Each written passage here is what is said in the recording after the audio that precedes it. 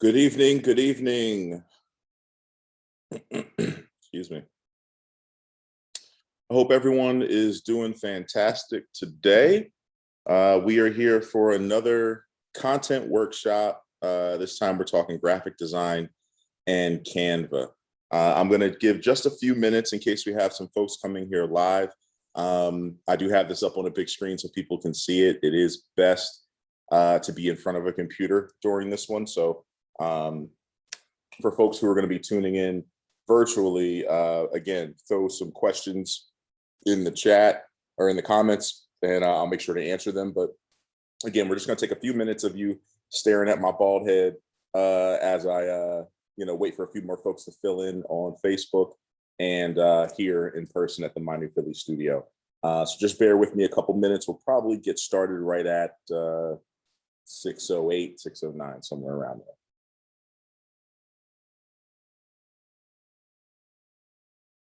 And you know what? I'm going to do something a little different this time too, because I'm big into interaction. So if anyone who's watching on Facebook would rather join on Zoom, I'm going to share the link to get into the Zoom with me. And this will be the first comment on the Facebook. I'm going to put it there right now. To join the Zoom live with Zack. Use this link.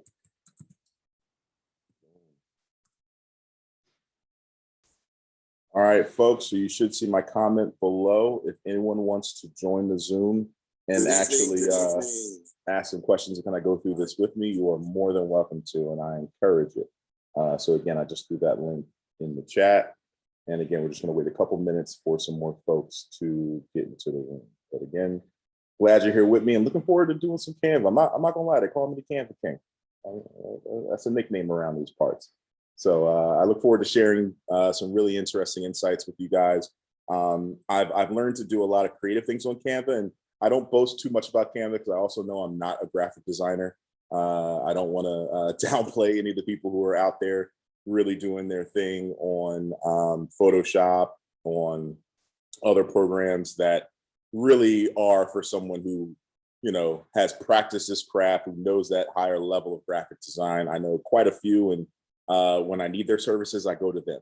But I do use Canva to populate social media, to produce templates and things that I think are, don't need that higher level or highest level of creative skill set.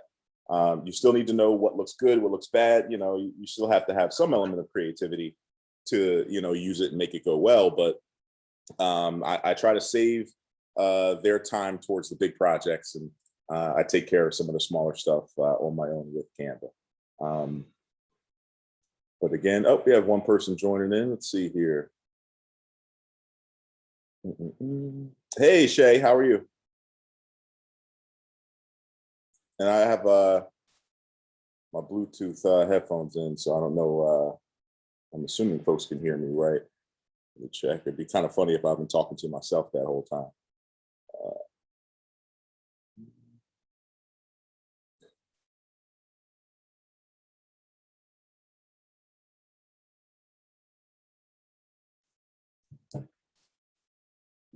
We are good there.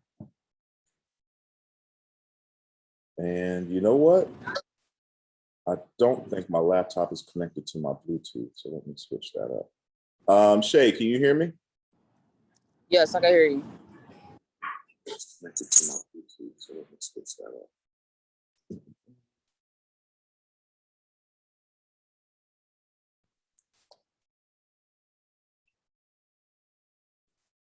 There we go. There we go. Shay, can you hear me?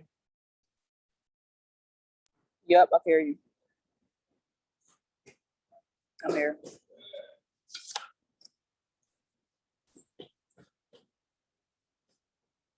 Awesome. Awesome, awesome. Thank you. And again, we'll get started in just one moment. Turn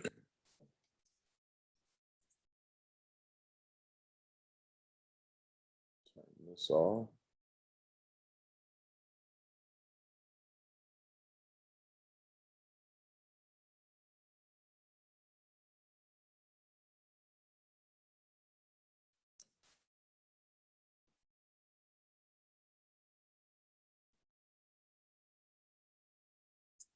I'm going to try to get some more folks in the room. I'm actually going to share this over on LinkedIn right quick. This is going to drop some good knowledge for people. So.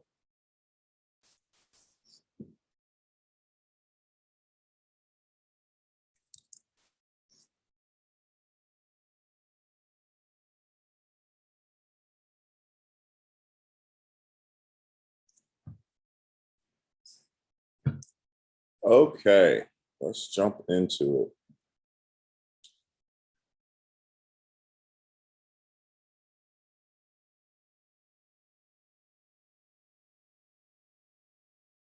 And again, for anyone watching on Facebook, I encourage you guys to jump into the Zoom. I made that the first post on the page. So by all means, feel free to hop in here just like Shay did and join us for this this deep dive into Canva and graphic design. I got some visuals I'm gonna share with you guys. So give me 1 second.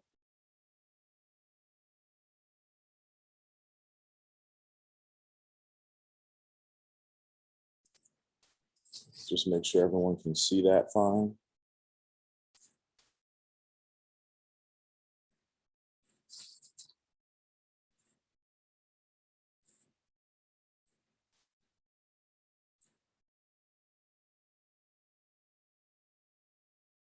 Looks good, looks good. Live on Facebook. That looks good, looks good. Live on Facebook.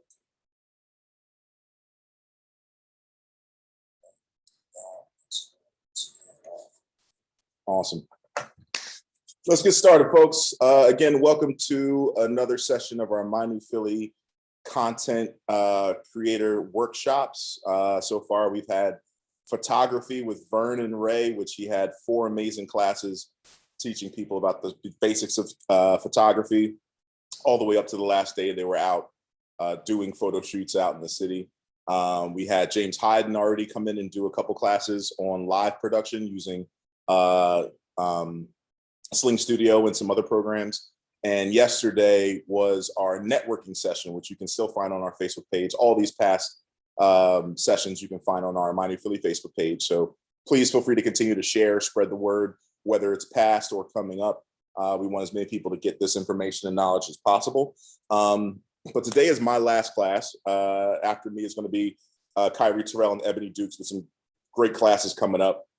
But I'm super excited because this is the fun class. Not that networking is not fun. I love that too. But I get a real big kick out of doing Canva stuff because I feel like I'm in an interesting niche. I really have done a lot with Canva over the last 4 or 5 years. And I've gotten really good at that. I haven't elevated to that next level of using Photoshop and becoming a full-fledged graphic designer. But I've learned a lot of tricks and things that you can use Canva for that most people might not think you can do with it. So I am going to go over the basics. So anyone who's never used Canva before, or someone who's using it but really only uses the templates and isn't that familiar, there's a lot of stuff you're going to learn. And then I'll actually even show you some higher techniques. And I'll actually do a couple demonstrations for you here over the next hour and a half, 2 hours or so that we have together. But as always, just want to start off, make sure everyone knows who I am. Zack James. I am the Director of Business Development at My New Philly. Just a little bit about me. I'm from the area. I went to Upper Marion High School. I actually am from West Philadelphia. And I went to Temple University and studied sport and recreation management, graduating in 2008.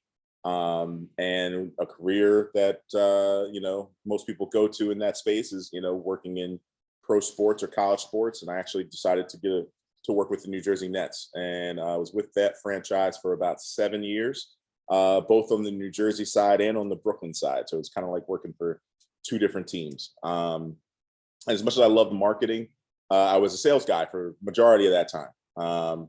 And currently, I am the CEO of Rebel Hill Consulting, and we are a small consulting firm that focuses on small business, entrepreneurs, nonprofits, helping them grow through content creation, strategic marketing, sales help, that's kind of that space that I like to live in with Rebel Hill. And My New Philly, I'm a partner in My New Philly, which of course is a top video production company here in Philadelphia. I also work with Navitas Marketing. I've been with them since 2018. They are a traditional marketing firm that does websites, next level graphic design, not like what I do in Canva, but graphic design, SEO or search engine optimization, a lot of strategic marketing and some of those other services that I also offer as Rebel Hill, but on a much grander scale. We're able to scale and have a large team over there. So that's Navitas. And then also the Demystifying Diversity podcast. This is a former client turned partner, and it is a diversity, equity, and inclusion podcast. So in educating people about diversity, equity, and inclusion, it's a great resource for them. And we also now offer various trainings and services for organizations, schools of all levels, parents, companies, the whole nine. And I always like to tell a little bit about my passions. I'm big into helping other people.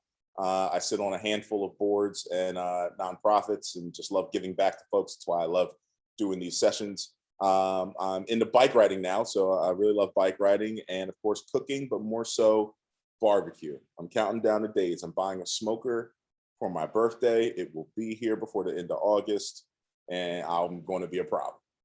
That's coming. But let's jump right into it. Also, one thing to note. Hold on one second. Why it isn't skipping to the next page.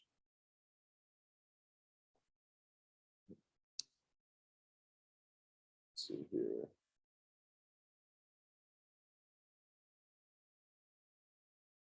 All right, this should work a little better.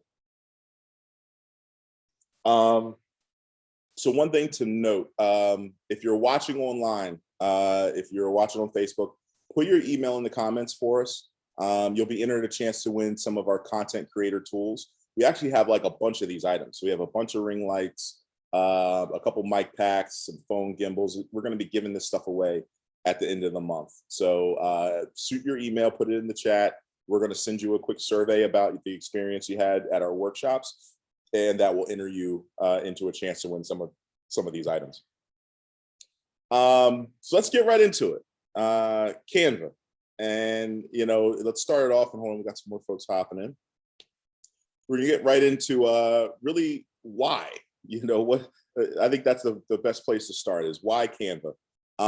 First off, I tell folks, the biggest thing is anytime you're pushing your brand or you're putting anything out there into the public eye, there's a huge value in something looking clean and professional. It's beyond reproach. I can't tell you how many times someone's lack of proper branding and graphics and visuals has caused them either to not get a job or caused them to not be able to ask for the price that they feel they want to charge for a service. It's that cleanliness. It gives that professional feeling before anyone sees it. I hear this from a good friend and mentor of mine, Sheldon Rumer. Excuse me. She says this all the time, that your brand is basically what's said about you when you're not there, when you're not in the room. Your brand lives when you're not around. So the visual representation of your work and what you do, what is that saying about your business when you're not there? And that's why I always will put that extra bit of energy into anything I put out, because I want it to look beyond reproach. Of course, there's being beyond reproach and having amazing customer service and all that kind of stuff plays a factor too. But visually, you definitely want to make sure your business looks as good as it possibly can. Another big thing on here is the why I use Canva is what are the alternatives? I put on there Microsoft Paint. I remember Microsoft Paint from back in the day. I'm sure it's evolved, assuming it still exists. I really don't know. But you couldn't really do much with it. And then there's the other extreme of that, and that's Photoshop, which, I've seen people make some of the most amazing visuals with that. Shout out to Stan, our guy Geek. He was our graphic designer for years here at My New Philly, and he's created some of our amazing flyers and visuals that we've used for different projects and purposes. So those are like two very wide spectrums, and Microsoft Paint, forget about it. You don't even need that. But Photoshop, to get proficient at Photoshop is a skill. It's something that I would recommend going to classes for. You could definitely be self-taught and watch YouTube videos and learn the tricks of the trade. But Canva is a very, very user-friendly, which is another one of my bullet points here. For the most folks who have a general understanding of design, a very basic understanding of design, and have an understanding of the controls, how to manipulate things and move things around on the screen. Most people who get that can be pretty good at Canva right off the bat, especially with my other point here, the fact that they have so many templates. You don't have to reinvent the wheel to be successful on Canva. You actually can use a template, and they have, I don't know the number, but I'll just say hundreds, if not thousands of templates for you to choose from, which is great because you don't want to pick a template and you post something and you see someone else on social media has like the exact same flyer, but it has a different name on it. You know, you don't want to run into those scenarios, but the templates are customizable. So you can move them around, you can change names. They all will automatically scale to whatever size piece that you're working on. So for that reasons, Canva is just so user-friendly and intuitive that I really recommend it. And I mean, this is probably the biggest reason is the bullet at the bottom. Canva is free. Canva does not cost you anything technically. There is a pro version. It's rather affordable in my opinion. It's $10 a month, so roughly $120 for the year. And with that, if you are in the business of creating graphics for yourself on a regular basis, or perhaps creating graphics for clientele, it's 100% worth it. We have a pro account here at My New Philly, and I'm going to go into some of the details of what a pro account gives you, the perks of that versus not having it. But know that you can get busy on Canva even with the free version. There's a lot you can do with the free version of Canva. So let's first just jump into why Canva and what you would actually make with it. So I have some pictures on the side, but here are just some of the things that you would make with a Canva account. One is business cards. We all need business cards to some extent to help talk about our business and share who we are to others. It feels a little weird because I haven't used a business card in a long time because networking's been non-existent, at least in that format over the past year and a half. But business cards are a great way to attract someone's attention. I think how you design your business card, which you again can do in Canva, is going to say a lot when you hand something to someone. I know you've all seen those business cards where you look at it and there's so much writing and words that you got to squint to see it, or you know, it just doesn't look like there's any cohesion there. Like the colors that are different on different places, the fonts are a little all over the place. You know, even the logo doesn't really match the rest of the words on the card. So, you know, all those things are stuff where either templates can help you or kind of getting a good understanding of design can help you as well. I also have on here one-sheeters and infographics. And that's kind of an example of one to the side on the screen is one-sheeters are great to describe your services. Usually I deliver these in like an email. So having something laid out that says what it is you're offering, what maybe your prices are, what are the different, you know, services. One-sheeters can be really great for that. They give a little bit of information, but also, you know, that there's a call to action to some extent. There's something you want someone to do when they receive that one-sheeter. And same for infographics, except they're usually a little more visual in terms of statistics and, you know, for example, this one right here, the anatomy of a killer one sheet, I would call that piece an infographic. I have on here pitch decks and media kits, also very important, especially for people in the content space. You want to be able to show off your work. And we talked yesterday a little bit about networking, and that bled into conversations about your digital persona and having a website. And, you know, not everyone has the ability to have a website right away, but you can go on Canva and create, you know, a pitch deck or a media kit that talks about your business and really breaks it down. Those are really, really valuable. I suggest everyone have one, no matter what industry or space you're in.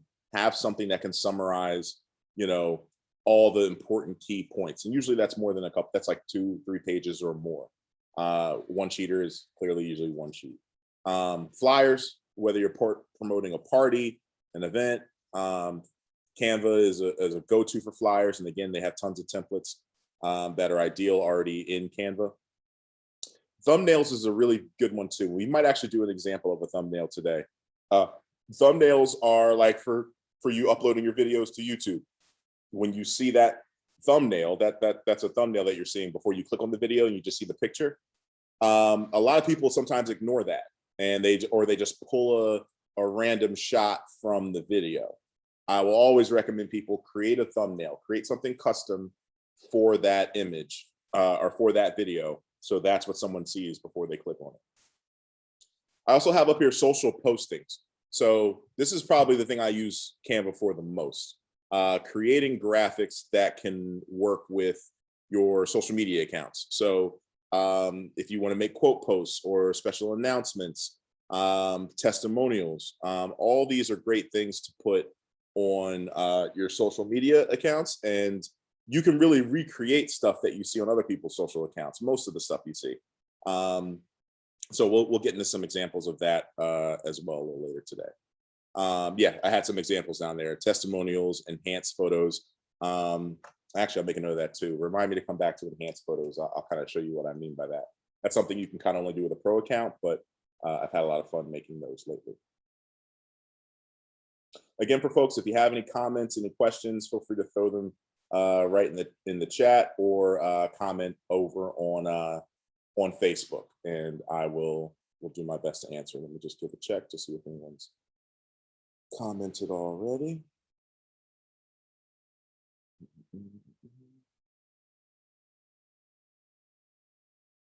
Oh, I see your comment there, Monique. You said the address was coming up invalid. I got a couple people who were actually able to use it and get in. So you might only be clicking on half of the address.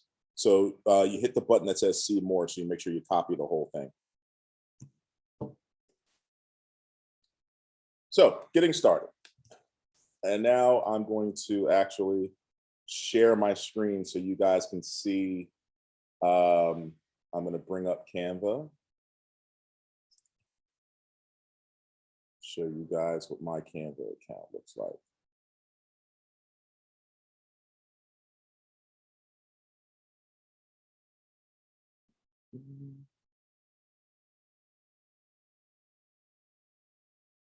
All right, so here's my Canva account. As you can see, there's a ton of graphics already in it. But just to get started, this is usually where I tell folks to really kick things off. Select your size. What are we making? You know, where are we really starting from? And you do that up here where you go. You can click it here, customize size, but I usually just go to create a design. And when I click on create a design, it's going to give me these suggestions.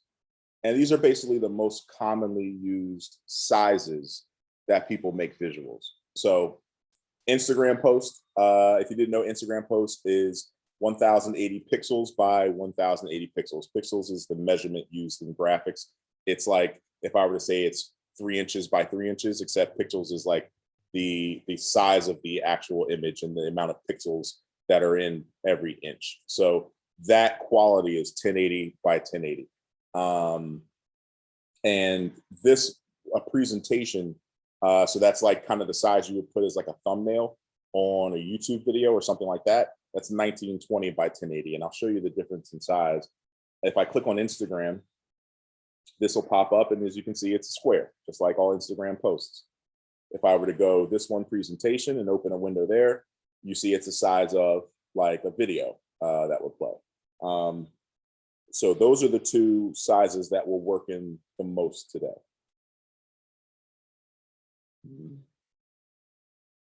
So you want to select your size. We're going to start with just Instagram and go from there.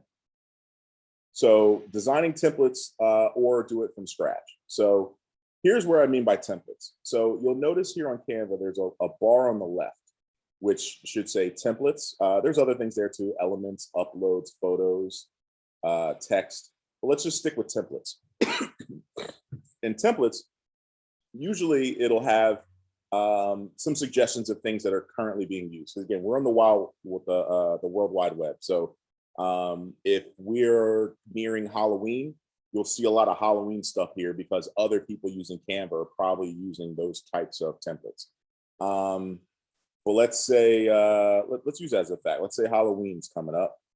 I can go in there and search Halloween, and it's going to give me all these templates that it's already created that are geared towards Halloween. Again, you'll look at these and you say, hey, I've seen that on someone's page before. Sometimes people don't change it at all. But all these are customizable. Let's say I'll click on this one. As you can see, it automatically pops right in to your square. If I were to go over here to our frame that was shaped like a video, and I typed in Halloween, if I can spell Halloween. Am I spelling Halloween wrong? Why didn't Halloween pop up for me? Am I wrong thing? Let's see here. Oh, there we go. Oh, I was in Elements.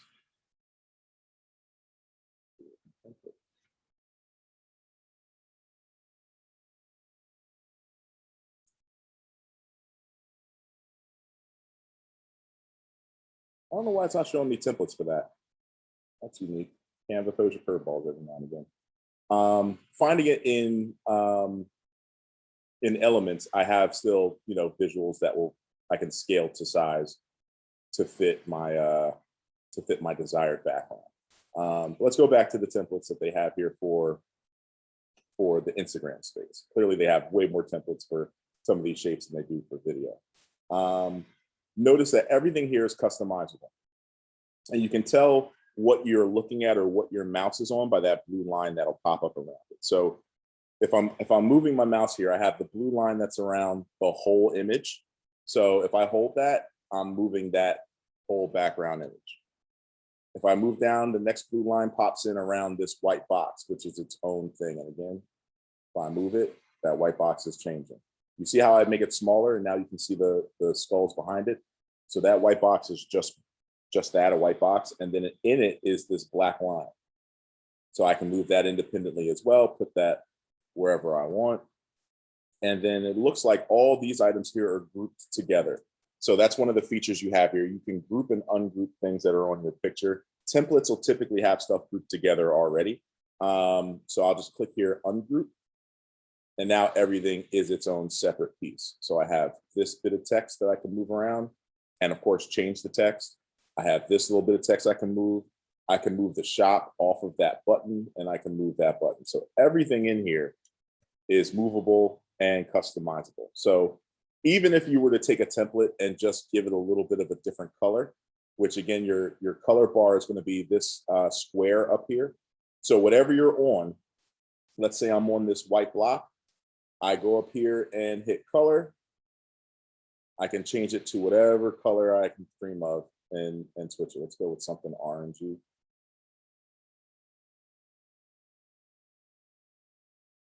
So that little bit changed the graphic from what it was before. You could still tell it's the same template. And maybe I just want to change in here. Instead of a super sale, I'm going to a Halloween party.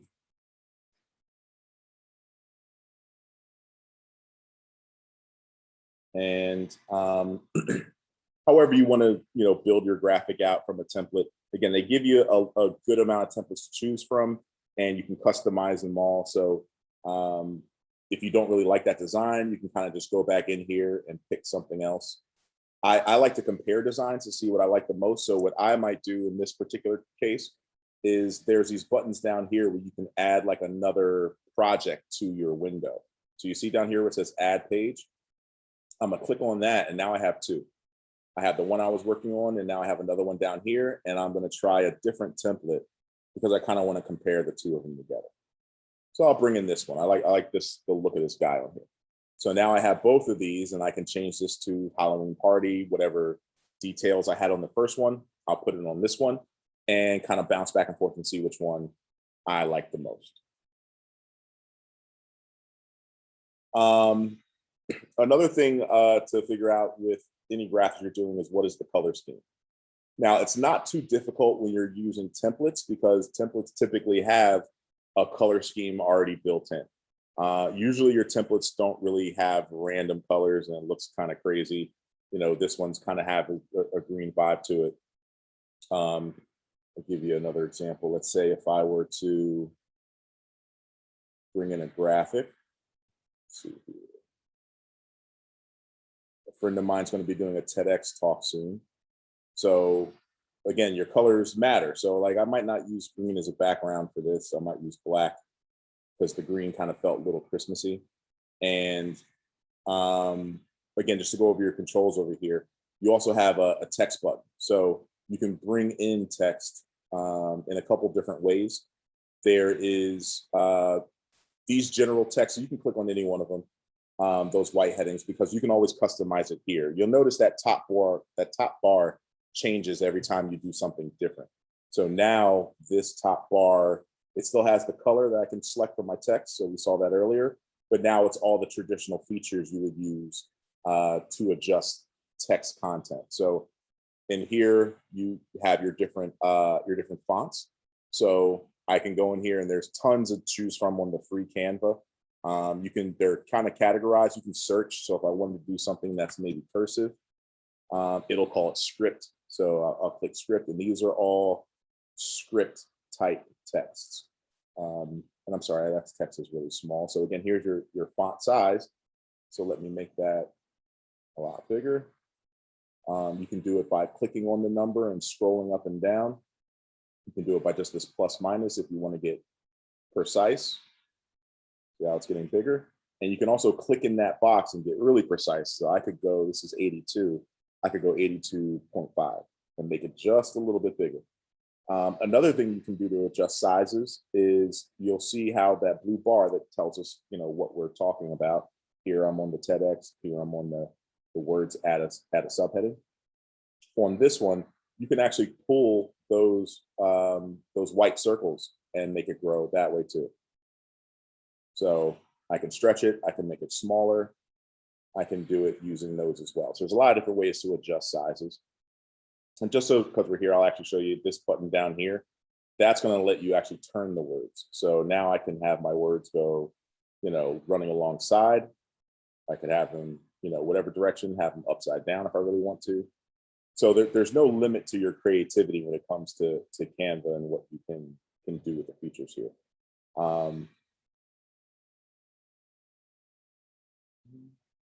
But yeah, back to that color scheme. Sorry, I got a little sidetracked. So when it comes to color scheme, again, I like to keep things within a general color palette where you can kind of feel that it all makes sense. I wouldn't use a color that doesn't really match with some of the other stuff. Again, that just gives a nice clean appeal to the content that you're putting out.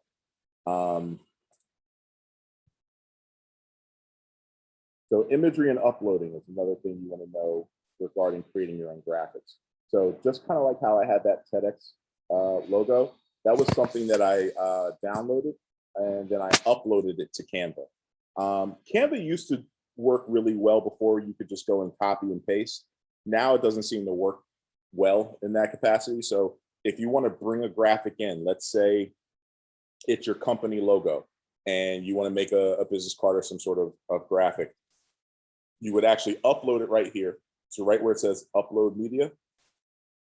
You can upload it from different sources. Chances are it's probably saved on your computer or your phone. So you would go to that device upload and then you can upload the logo there. I'll take this one's the first logo I saw, which is GlaxoSmithKline. So as soon as I upload it, now I can actually put it in my graphic. Of course, I can resize it, place it wherever I want to place it. And let's say I want to, let's say I'm making a graphic for GlaxoSmithKline. It's a pharmaceutical company, and usually the pharmaceutical commercials and things you see, it's like they're talking about like family and like spending more time with your family. So you be healthier, you use whatever drugs they're pushing for that. So another one of the buttons over here. So you have your templates that we looked at. You have your uploads. That's where you bring in your graphics. You have your text. That's where you can do all your writing. Another one to look at is photos. So photos are the photos that they actually have in Canva for you to use. And we're going to talk a little bit more about the resources in a little bit. If you have the paid Canva version, there's an endless supply of imagery you can use that's what they call royalty free. So you actually have full permission to use it. You're treading in tough waters when you're out there just Googling images and bringing them into something to put somewhere else. Typically, no one's going to sit there and hunt you down and sue you if you're using an image.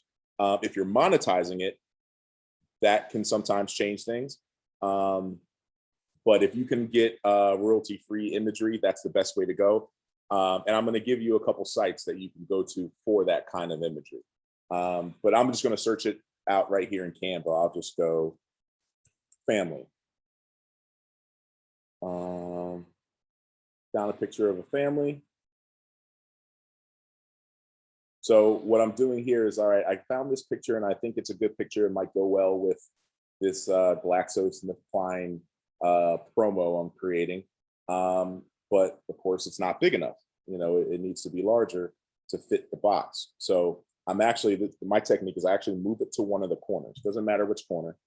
And now that I know it's in that corner, I'm not touching that side. I'm going to touch the opposite side and then I'm going to pull it. So boom, I just hit that corner, but I still need to hit the top. So I keep pulling it. Again, you can pull it outside the realm of your graphic. So I'm gonna pull it to right there so it matches the actual box.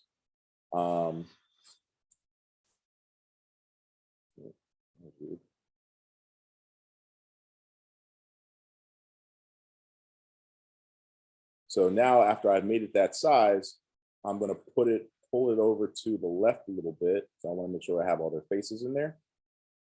And I'm gonna make it the background. So now you have that GSK logo in the corner. You know, typically you'd have your little words down there, your disclaimer will be written at the bottom, and you might see this on, you know, Instagram ad for GSK or something like that.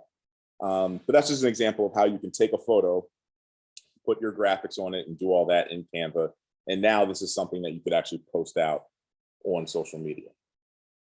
So that's just shortcut did you just use to put it in the background? Your photos here, there's all sorts of things you can search. Family with dog. So get rid of them. There's some photos with a family and a dog. Stretch it. You have to have a high resolution photo to stretch it. Not all photos are stretchable, especially things you might just find in Google. But that's how you would make that sort of graphic fit. Hey, Zach. Uploading. And so before we move on to some other techniques, just mentioning about the download options. So once you finish your graphic and you're ready to post it, you have this download button up here. So when you're getting ready to download it, it's going to give you a couple different options. You have a PNG, which is a high quality image. That's usually what I always download. You have your JPEGs, typically a smaller file size. You have PDFs, so you can make a PDF in Canva as well. You can have it look exactly like a PDF. Usually PDFs are like the size of a sheet of paper, an 8.5 by 11. So you can make that in here and then add your graphics and save it as a PDF. That's usually how I go about making really attractive, really clickable PDFs. So there are things that I'll now be able to email out to someone and it looks great, and they can actually click on that document and it take them to a website or a video or whatever I want them to see. And I'll make sure to show you guys some examples of that too. You can actually make GIFs and MP4 videos in Canva as well. I'll stay away from that from now. That's for Canva 2.0. But it'll actually make a video out of this. It'll have the GSK fly in, and then the picture will, you know, you can have it do some sort of effect, almost like PowerPoint a little bit. So you can create that as a video in Canva as well. Now, here are some of the options that I have access to, which again, if you don't have a pro account, you can't use. One is transparent background. So if I had an image that had a transparent background and I just wanted the image, I could save it like that with this button. But if you don't have a pro account, you can't make a transparent background. So the background will be white. So it'll be like a white box with whatever graphic was inside of it, instead of just the graphic with, you know, a transparent background. And also, I don't use this a ton, but compressing files compressing files are really important depending on where you're putting it. For example, if let's say you're making graphics for your website, the smaller the file size, the faster your website will run. So if you know you're putting this specifically, this image is supposed to live on your website, you might want to compress the file to make it take up less space and take up less time to load on your website. Now, one thing to know about that, you can use other programs to compress. You don't have to do that in Canva. You could download it and then compress it in another program. And there are free programs that are compressors as well. And the last thing here is the pages. So as you can see, if I click on this page down part, you see all the different little graphics we just started creating. You could either download them all, or you just have to make sure you're selecting which one you want to download. That's kind of why when I'm creating graphics, I have no problem creating multiple pages. Again, just to see what they look like compared to each other, and then download the one that I really, like the most.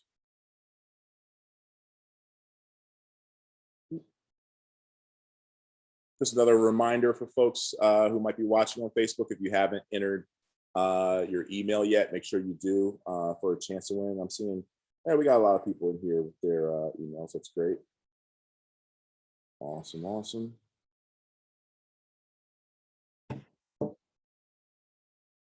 So now we're going to jump a little bit beyond the basics, and we'll get into some examples here.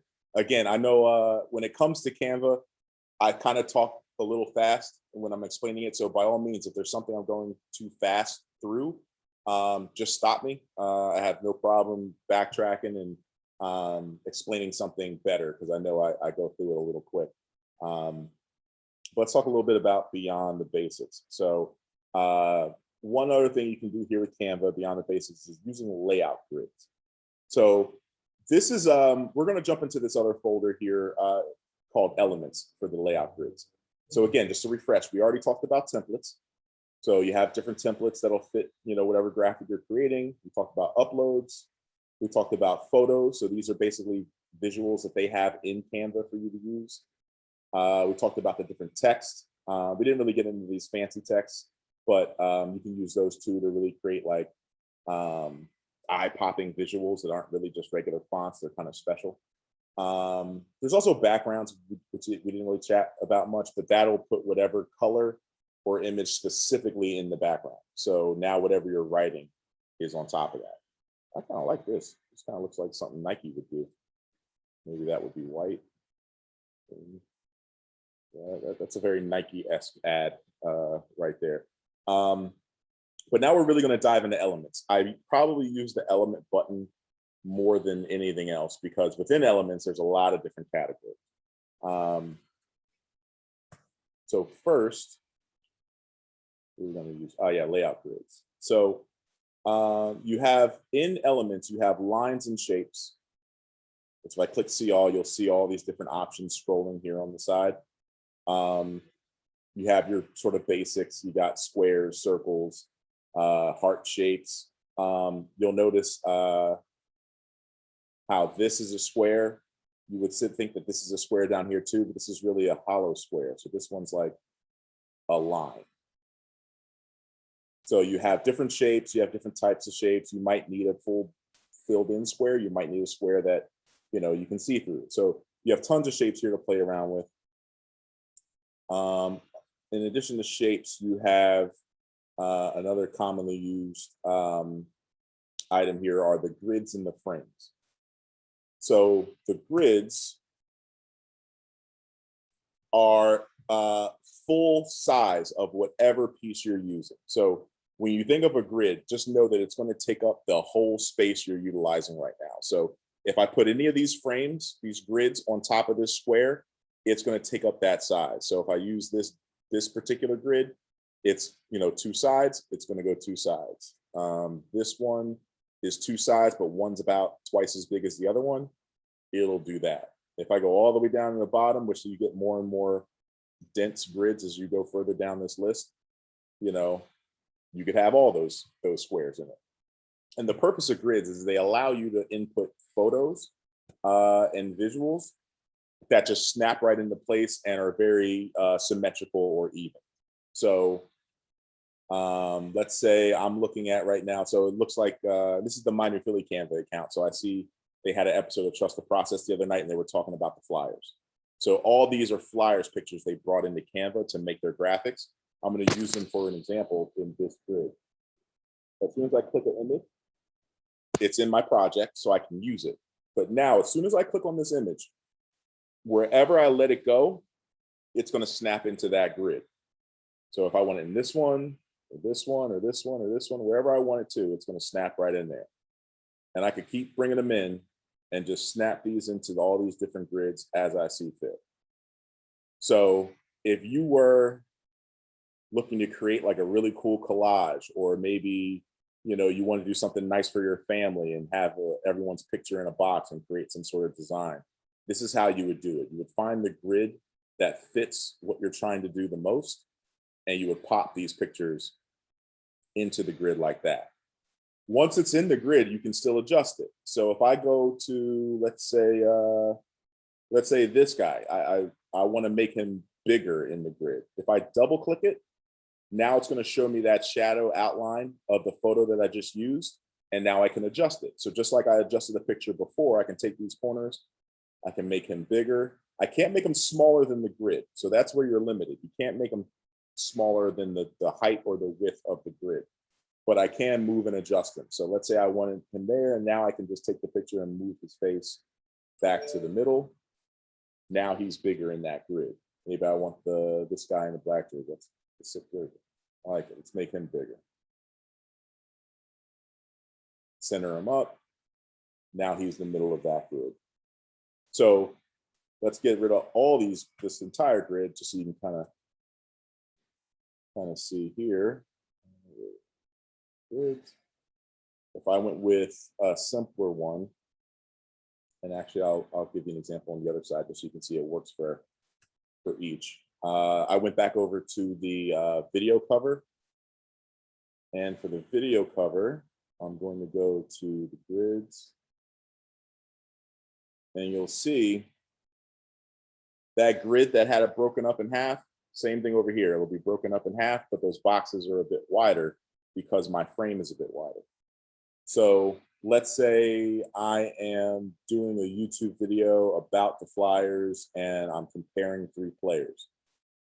I could say I'm comparing this guy, put him in one of the grids, this guy, and put him in one of the grids. Actually, I'll make it look like they got beef. Let me put the coach in the middle. I'll put him in there. Let me get the coach in here. And all right, so these 2 players are having beef, and the coach is in between them, trying to, you know, get his 2 best players to act accordingly. Make him right in the middle. And I'm making a thumbnail cover for my video that I'm doing about this. If I were to spice this up a little bit, I actually might come in here. Let's see here. What's a nice one? Again, you can change the words to whatever you want. You ungroup this, get rid of these 2.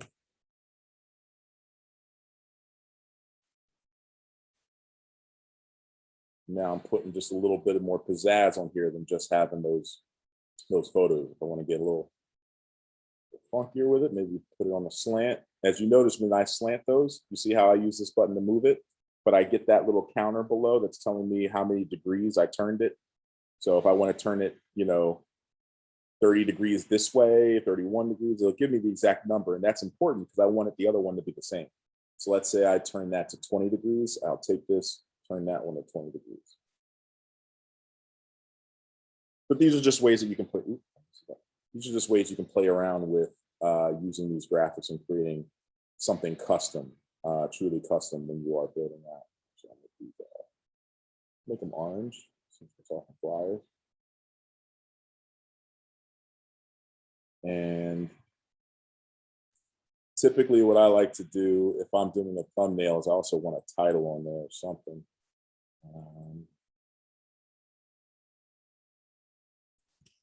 Players at war. Coach in the middle. Now that's not the color or size or anything I want it to be, but you can always adjust it afterwards. So let's say I want it white.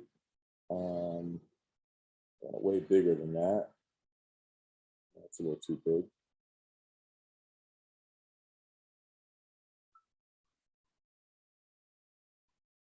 But it doesn't really pop out to me. So there's a couple ways I can make it pop out in terms of really giving it a visual appeal.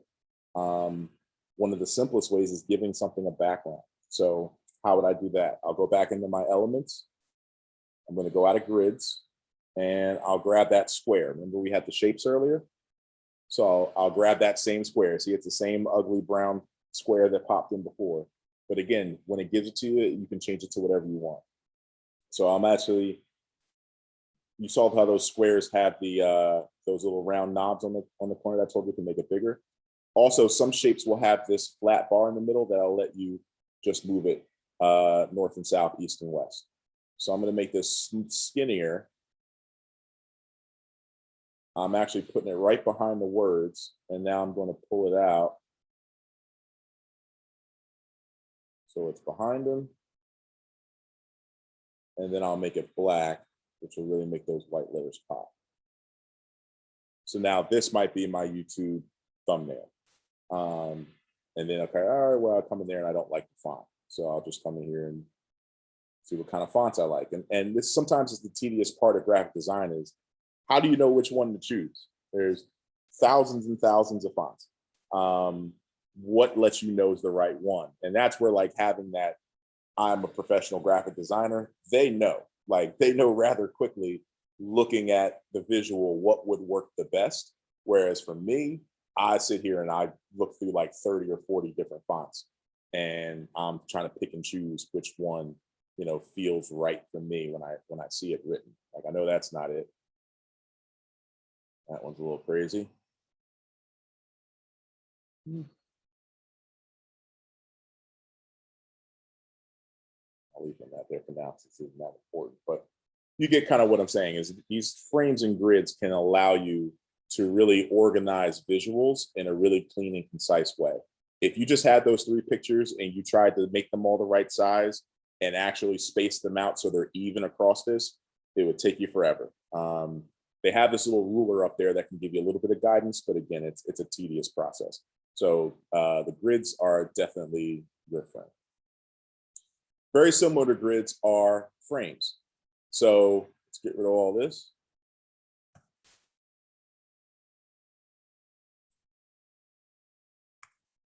Boom, boom. And let's say I'm doing the same podcast and it's only one player. And where's the guy in the black jersey? I like that. So this is the guy who I'm doing this podcast on. He's my guest, or I'm talking about him, and I need to make a cover for this. But now, instead of it using the grids, I'm now going to use a frame. So same place for frames. So you see grids here. We saw all the different grids you could use. As you can see, grids are very rigid, and they're going to take up the size of your space. You could also use frames, and frames are like shapes, but pictures go in. So just like the same shapes we saw earlier, you have a circle. There's a square in here somewhere. There's a sharp, a square right there. Same thing. You take a picture and you hover over that, and your picture will pop right into that grid. And in this particular case, I want it to be a little bigger. So frames you can change and adjust the size. You can't really do that with the grids, but with frames, you can make this guy as small or as big as you want. So now that I have him, I'm going to go, okay, I like that. I want, let's see, my background is going to be, let's go background, I'll start with white. And I want part of my background to be like a different color. So because I can't really just make the whole background 2 different colors, which in some ways you can, but for this lesson, I'm going to make it like a sharp, this color's one, this color's another. So I'm actually going to go and find another shape. I'll use my good old trusty square. I want it to be orange. So Again, you can always find specific colors, but I'm just gonna go down here and grab an orange. And I want it to kind of go across the shape, across the graphic. So I want to make it as long as the graphic. So I'm gonna make it longer. And stretch it out on this side, stretch it out on the bottom. And I'm actually going to tilt it. And another thing too, and sorry, I might be a little all over the place with mentioning these. This bar at the bottom is your best friend. This is your zoom. So the zoom is really important. If I wanted to make some really fine details, I could, zoom in really close. Or if I'm dealing with a big object like this square, I can actually zoom further out so I can see more of what I'm working with. And the reason why I did that is because I want to tilt this, my little button right there to turn it, and then turn it maybe like about there. I'm gonna turn it, and I'm gonna take this and put it in the back. So positioning is another big thing when it comes to creating your own custom designs. Basically, it's what's in front and what's behind it. If you kind of looked at this graphic and like put it flat on the table, on the bottom would be that white background. And then on top of that would be the circle with the guy in it. And then on top of that would be this orange rectangle that I have here. But I want the orange rectangle to be under the guy. So I'm gonna go hit this button that says position.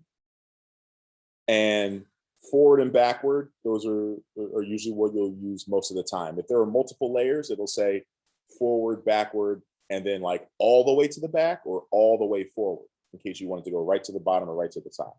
But this one, there's only a couple layers, so I'm just gonna press backwards. And I press backwards, and now that is behind the guy that I had there. Now I'm thinking, okay, I like a little more delineation between the white and the orange. So I can do this a couple different ways. I could actually just make another box. So here goes another big orange box. I could make it black and then put it behind the orange. So you only see a little bit of it. So now you just see that little black strip right there, but there's a whole box behind it, but no one needs to know that. I'm just showing you that little black piece there. And now that I'm looking at it, I think what would make that guy stick out a little bit more is if there was a white sort of border around him, which the easiest way for me to do that is actually there is a frame that looks like that. So I'm going back into my frames here, and I'm going to scroll and scroll and scroll, and there's it right there. So this particular frame is just like the one I used. So I'm going to make them about the same size. Get rid of him. It's just like the one I used, except it has a line around. And just like you can choose everything, here are my colors for it. I can take that line and make it white. And I'm going to take that guy and put him back in that circle. So now it has like that white line around it, which just has like a kind of a cool look to it. I'm trying to remember. I think that's Ivan Provorov. I think that's his name. I don't know if I spelled it right, but pretty sure that's it. So now I have his name on here. It would make sense if the name kind of went along with the visual. So I'm going to slant it and put it right on that black line. Again, I can't really get around the back line, but if I zoom in, now I can get in here and actually put it right on the line. Now, when I zoom back out, that looks real clean. Now, of course, I can go in here and put more information. Whatever my podcast logo is, I pop that right in the corner, maybe put some information down below about what we talked about. And now this will become my thumbnail for that show or that podcast. And I would have this saved so that next episode, all I have to do is swap out the name, swap out the photo, and now I have my thumbnail for the next show. That's called templating. So just like how they have some templates in here for you to choose from, you kind of build your own template, and now you are consistently using your own piece, as you move forward and create your visuals. So that's a little bit about using grids and using frames. And again, please feel free to throw out any questions, especially if I'm going a little too fast for anyone. Adjusting image in a frame, we kind of talked about that already. So what you'll do is you'll double click on it. So if I'm on this guy, Ivan, and I click twice, I see the full picture of Ivan. So I can move him all the way to the left, hit done. You know, clearly that's not the picture I want, but that's how you would adjust him in the frame. I'm going to make him back in the middle. I'm going to make him super big. Like I just want to see his face. I don't even want to see the logo. So I can make him that big, move him into that circle, hit done. And now he is that big in the circle. So that's kind of how you would adjust any image within a frame. Grouping is also something I showed you kind of like how to ungroup first. But grouping is just when your flyer or your visual ends up having a lot of stuff on it and you don't really want to have to move things one by one by one. Try to find a good example for you. Let's see here.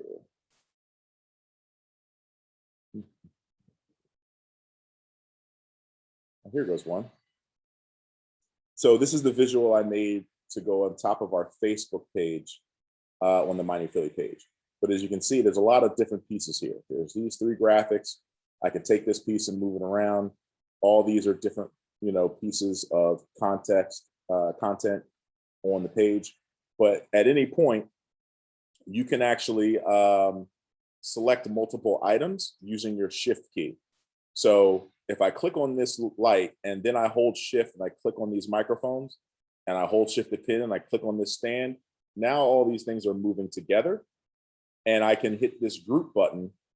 It's going to make it like one item. So now wherever I move it, they're all going together. I can make them smaller together, make them bigger together.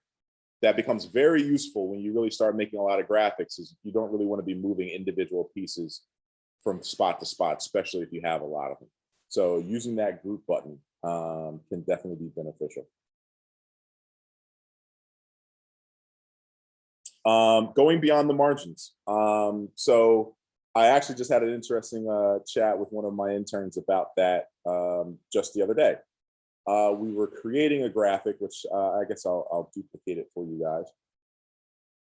Get rid of this Halloween party.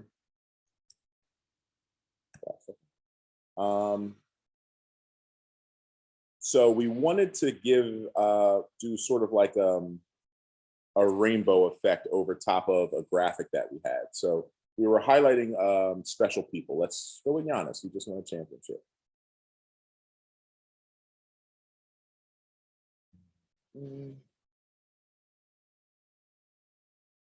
So we were trying to figure out, all right, how do we put a title at the top of this, but we wanted to put like a background on it.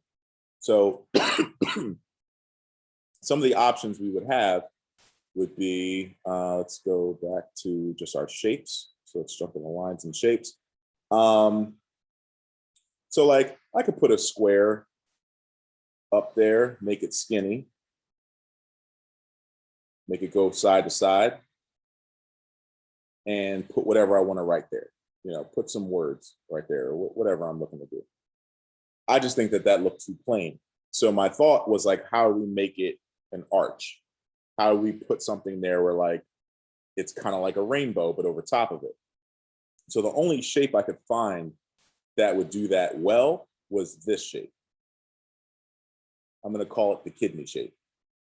And the problem with that is that this curve in there is really, really tight. So if I made that like a similar size to the top and I tried to cover it up here, you know, that doesn't look too great.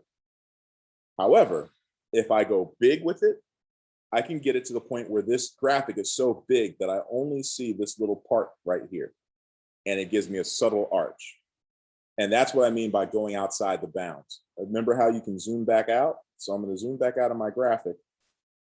Now I see how big I can make this kidney bean. Let's go big, big, big, big with it. I'm getting there. It's kind of what I'm looking for. I'm going to push it over to the side so I can grab that corner, and I'm going to make it even bigger. I'm going to make it huge. So now if you look, I'm really moving around this massive graphic, this huge piece of graphic on top of this little photo. And let's go back in.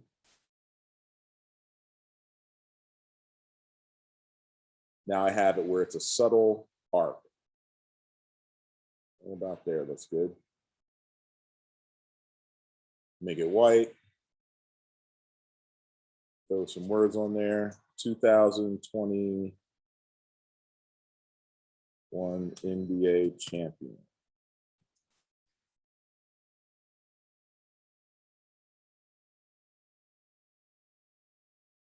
Make that a color that you can read. Let's go Bucks green. Like that.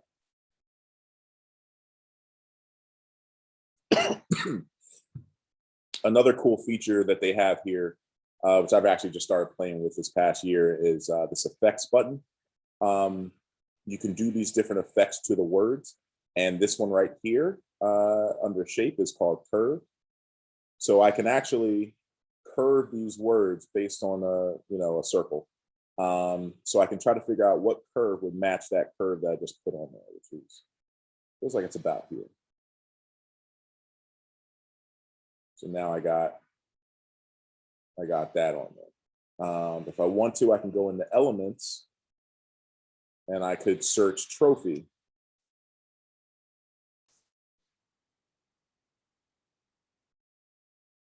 Throw a trophy in here or something. Probably would be better with their trophy, but I'll have it. So I'll sit here, I'll make this a little smaller. Again, remember, you're in full control to make anything, whatever shape, size, whatever you want. Because I'm dealing with this kind of small, I'm gonna zoom in a little bit. So let's get a little closer so we can see what we're doing. All right, so I want to angle this trophy so it fits the words a little bit. Boom. I'm big into copy paste, so let me copy it, make another one. Now we have two of them. You can right click and copy and paste. If you want to really get comfortable with your computer controls, you want to be able to just hit, I'm using a Apple Mac, so I use Command C and then Command V. So the copy and paste, but we'll make that duplicate one, put it on that side. Now that graphic's starting to look pretty good. But I did things that were kind of outside the box to get there, like making that giant shape. But yeah, that's what we mean by using some things outside the margins. Now, before I jump into another example, I know we were kind of doing examples throughout, but before we go into another example, I want to give you guys some resources. And this is where you either want to write down some notes, because these will be very beneficial for you, and I'll kind of show you why. One's good old Google. You don't need to write that down, but it's the easiest way to find something. But you just want to be careful with images that don't belong to you, which is pretty much everything on Google, especially if you're profiting from its use. So you take an image, put it on something that you're using to sell. Someone can come after you. Is it likely? No. It probably costs them more to sue you than whatever they would get if they did sue you. But I like to do whatever I can to stay completely away from it. If my folks at Novitas heard me, they would be like, no, you could never Google something, because they're very focused and by the book, which is good. But I mean, I get stuff off the muscle all the time and I get it. So good old Google, it can help you. Just be smart with it. Don't do it for anything you're trying to monetize. Royalty-free image sites. This is the best source of high resolution imagery. Pixels.com is one, Pixabay, and Unsplash. So I would write down all three of these sites: Pixels.com, Pixabay.com, and Unsplash.com. I'll give you an example of Unsplash, but I believe I had an Unsplash page. So this is Unsplash.com. They just tell it right there, the internet source of freely usable images. If I go in here and I search basketball, it'll pop up with a bunch of images that I can actually use in my graphics, and they're all high resolution. So I really like this image. I would take this image and I would download it. They have a download free button right there. Now I've downloaded that image of a basketball.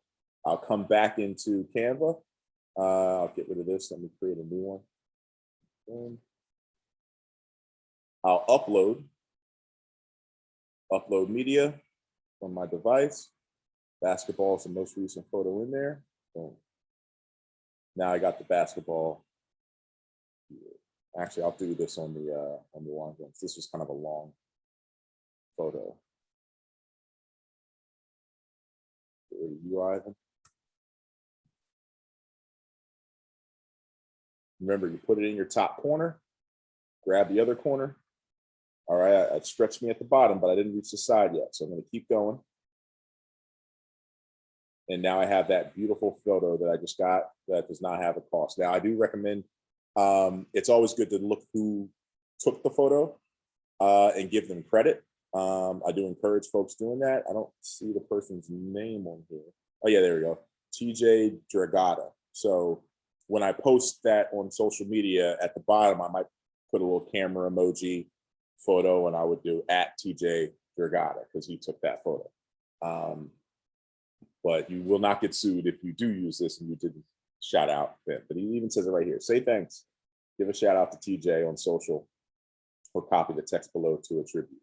So you can always do this, photo by TJ Gatto on Unsplash. But either way, just for this intended purposes, I just took this because I thought it was a dope photo.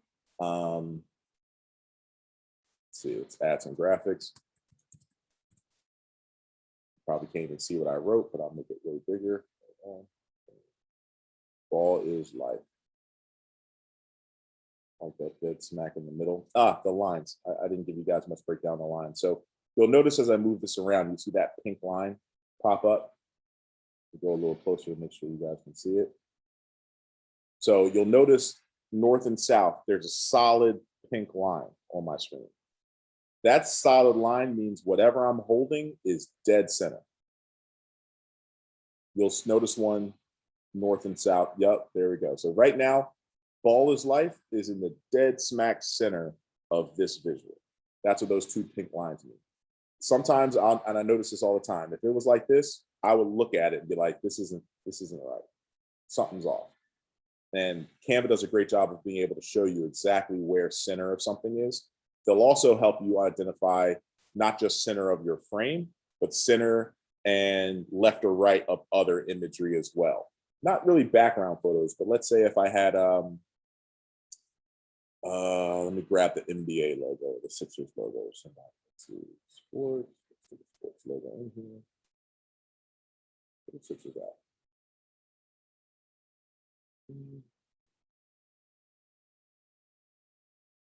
Go, Sixers logo. We got a lot of graphics saved in our account.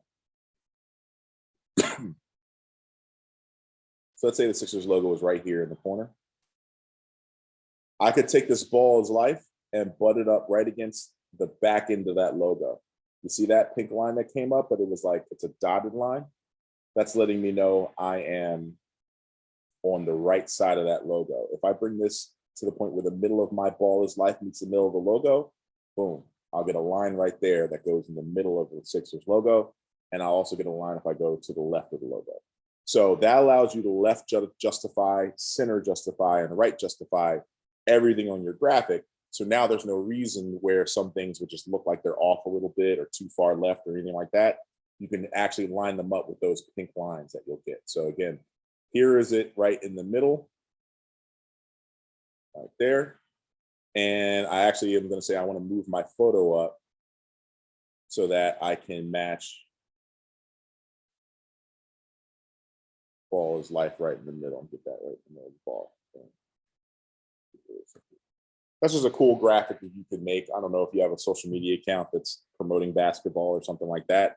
You could make a graphic like this rather quickly and easily on Canva. But again, those are those different pages you want to go to grab things. Transparent images.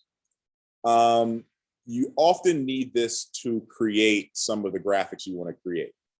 And I go Lunapic for this all the time. And this is assuming you don't have a pro Canva account. If you have a pro Canva account, you can do this right in Canva. That's probably the main perk, I would say, to using Canva. I'll give you an example. Here goes a picture of Devin Booker looking very dejected after losing the finals. I can go and hit this effects button. Again, you know I'm on the Devin Booker picture because of the blue line around it. And this button right here that says background remover. Now, again, if you don't have paid Canva, you don't have background remover. But if I click this button, I would say Canva probably has the best digital background remover I've come across, period. As you can see, it just cut him out perfectly. And now I can sit him and place him wherever I want on my graphic. This is a very sad post I'm putting together right now for our boy Devin, but that's how you would do it. The other way to do it is using Lunapic, which is this program. So that's Lunapic, Lunapic. Before Canva added this feature, I use Lunapic all the time. With Lunapic, you'll upload a graphic. You'll do it just like you would anything else. So I'm uploading a graphic. Let me see if there's a good one in here. Go with Maya Moore and her husband. So this picture just loaded up. And then you have plenty of different ways to adjust it. So I believe the options are like overwhelming, but this one I think is under edit. So if you go under edit, scroll down, transparent background, and I click that button. And then I have to just click on here to tell them what is the background. So it's not as intuitive as Canva. It's going to ask questions like, all right, what do you want to get rid of? And if there's something in the way of getting rid of the background, it probably won't do it. So I'm just going to click here. It might not do it that well. Oh yeah, so it basically took out the background that was the exact same color of what I clicked on. So literally for me to do this accurately, I would have to click in here, click in here, click in here. This is a tough picture for it to figure out what the background is. On the flip side, I'll bring that same picture into Canva. And let's see how good a job it does if I click background remover. Don't let me down, Canva. Give it to me on point. Ooh, sharp. So it's worth the $10. Just stuff like this alone, with how clean that background remover is. It didn't even keep the shadows. I'd be messing around all day with this, and I have before, so I get it. One thing that Lunapic has over Canva is color selection, which you'll see here, as I wrote here, color codes too. Color codes are important. Give you a great example of a color code, and let's say I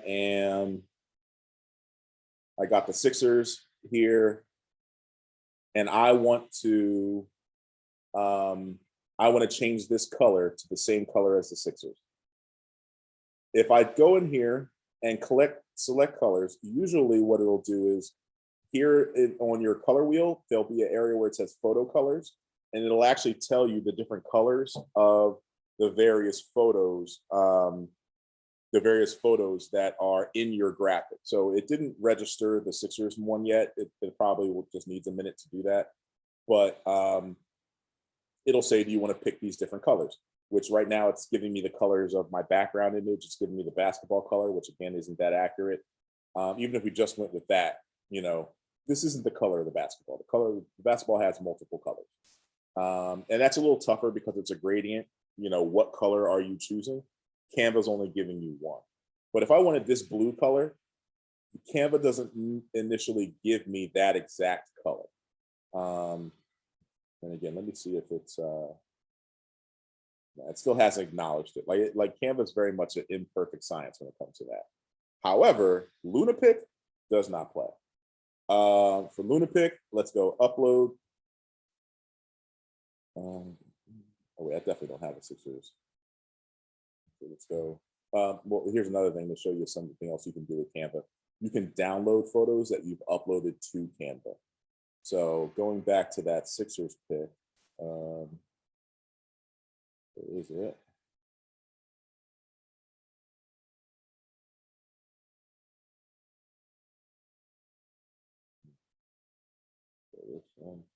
So on every graphic, you'll see those 3 little dots when you hover over it.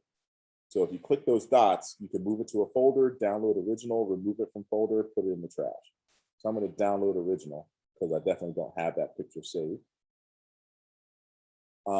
Then I'm going to upload it to Lunapic. So that should be my first upload. Boom, there it is. And here you're going to take the eyedropper, or I guess what it looks like, eyedropper. You'll see it on the left on Lunapic. It is right below the bucket. You see here, there's a little eyedropper right there. I'm going to click that and it'll change to this screen. And now I should have a eyedropper piece. It looks like it's just giving me the little finger. But let's say I want to copy this blue. I click on the blue and it's going to generate exactly what that color blue is. This says setting active color 006BB7. So about colors, all colors have a code for that color. This particular color is 006BB7. If I gave you 006BB6, you might not be able to tell the difference from the naked eye, but there is a difference in that color. And of course, the more characters you change, the more different that color is. So I'm going to come in here and copy that, go back over to Canva, look at that logo, click my ball is life, go to the color, text color, and now in here, I hit that plus sign. So that's adding a new color. You can add a new color by moving around this wheel and moving this bar, or you can just come down here and type in a code, which I'm going to copy and paste my code, boom. Got the same ball is life. If I put that over top of the logo, you see how that ball of life disappears? It's the exact same color. It's accurate. Usually when I do this on Canva and they choose a color for me, it's not that accurate.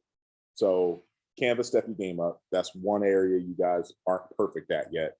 I need you to get there. But I use Lunapic if I need to test a color or go select a color. I'll upload the visual there, identify the color, and then come in here to put my code in to make it the exact color that I want. And you'll never know. From time to time, you have to do it that way, or you have to find a very specific color that you're looking for.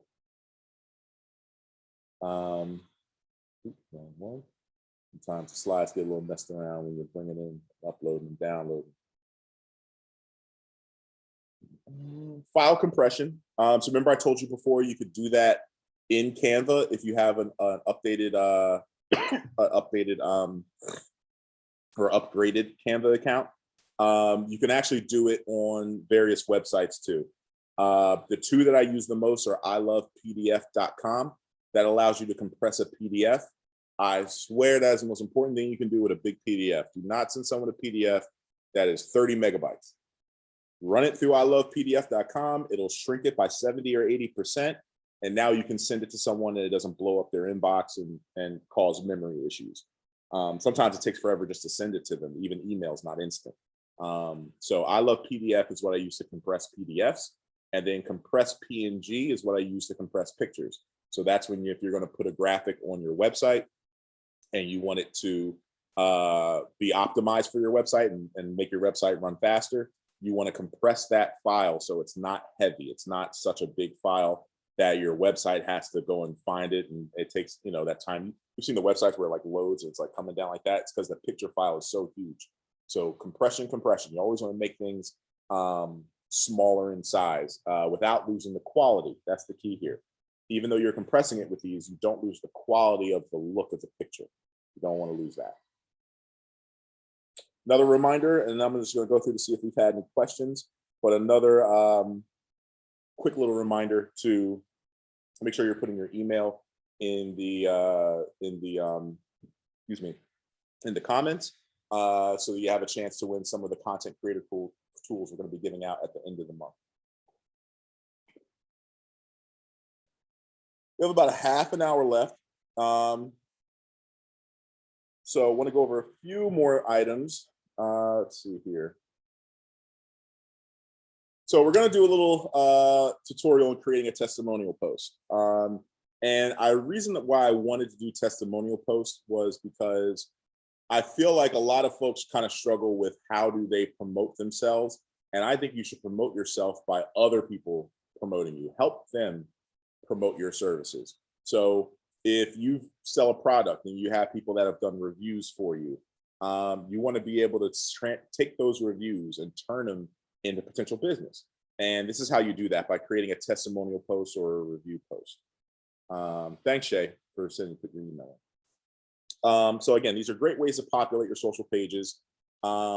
Easy to produce and relatable content that speaks to the quality of your service or brand. And here's some of the things I do before I actually make it is I get inspiration from social media. Like, it's so important to see what others are doing for inspiration. You're not creating something brand new. Every idea you could come up with, even after you've never looked at anything else, it's probably going to have some similarity to something someone else did. So don't spin your wheels trying to reinvent the wheel. Just go and look at what other people have put out there and then create something with some inspiration from that. So if I were to create a testimonial post, I actually might go on Instagram, search the hashtag testimonials, and look at other testimonial posts that people have put out and see what I can glean from that. In this particular case, I'm going to create a design that I actually did for a client not too long ago. I was a little jealous because I wish I did that design for myself. So now I'm going to create one for myself, but you probably won't see it posted because I don't want to take their same look.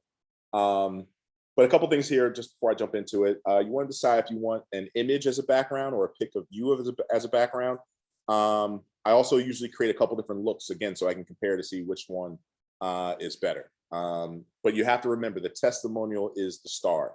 Even if you have a picture of yourself in it, it's more about the words that your customer is saying than it is about you. So we'll do this on Instagram. So let me get rid of this one, get rid of this one. Let's stay in this wheelhouse. Cool.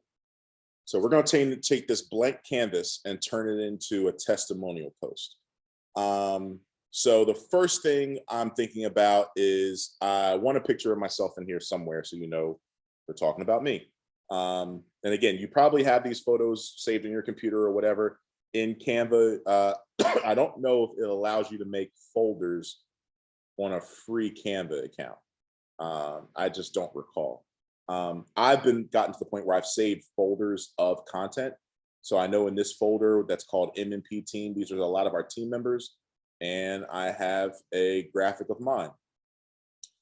This is actually when I had more hair on the top of my head than on my chin, but you know, times change. Shout out to COVID. So I'm gonna put myself in here somewhere. I don't know where it's gonna go, but it's there for now. On top of that, I'm gonna need my logo, which I know I have in one of these folders here, probably my RHC folder. Let's see.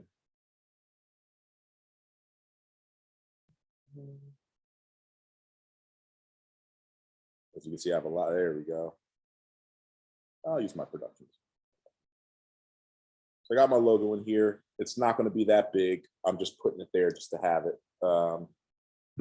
And I need a something to write, something that someone said. And I actually will go to LinkedIn for this. At least I'll try to go to LinkedIn. LinkedIn was hating on me earlier today.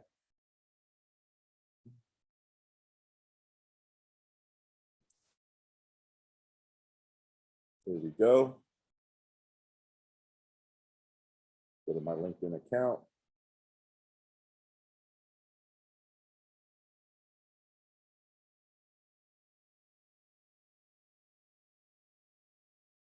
It wants me to go to my LinkedIn account. There we go. And as you can see, here's a header. I made this on Canva too. But on LinkedIn, you can have people leave you reviews. And I actually didn't know I had reviews sitting down here basically doing nothing. So I'm going to take this one from my good friend, Ebony Dukes. And shout out to you, Ebony. Thank you so much for the great review.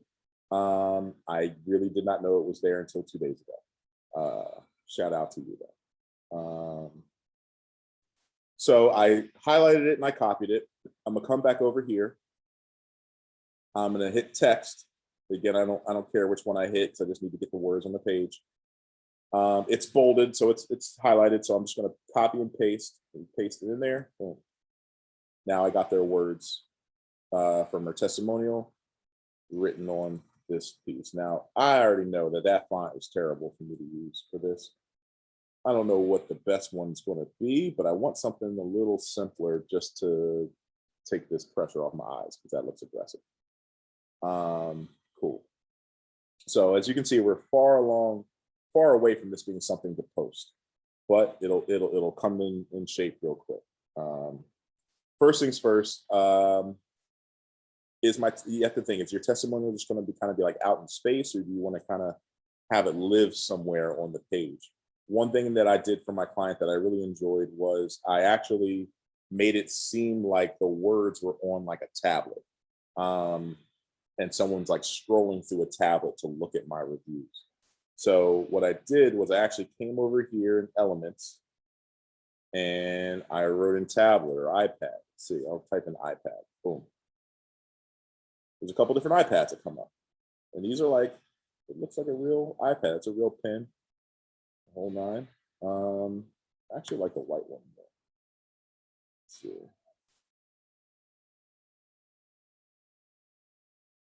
So I'm gonna make it bigger.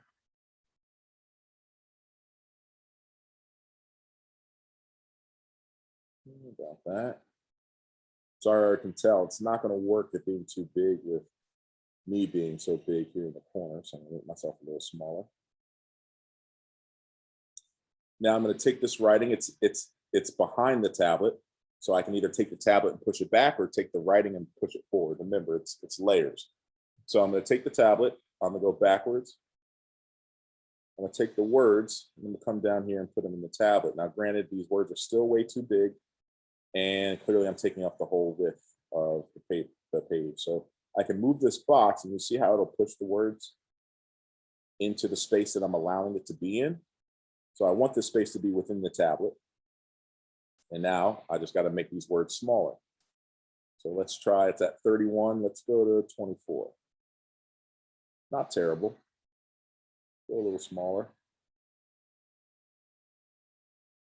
And I'm also going to not have these centered. I have them justified to the left. So that's a start. I don't mind that. For now, let me push myself up there. I'm actually going to make this a little bigger because I want more space for these words.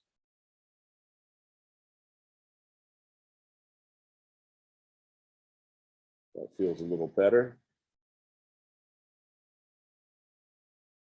All right. Now, a couple other things we have to have on here before it's a real testimonial. We got to know who it's from. So I need another text box where I can put whoever wrote its name.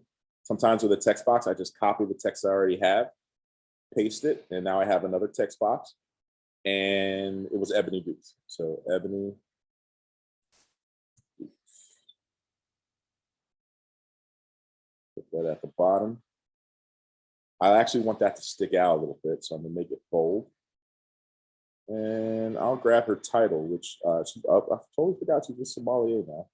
So she's a sommelier and co-owner of Black Oak Wine Club. That's too much. So I'm gonna put Black Oak Wine Club. I'll put more respect on your name later, Evan. Let's see here. I'm gonna change these spacings, and also I'm going into another spot that I haven't told you guys about yet. This button right here is for spacing your line. So this is a text button, and by clicking on that, I can do two types of spacing. I can go line spacing, I can go letter spacing. It'll always be default to 0 and 1.4. I can change it by typing in here, or I can change it by sliding this bar.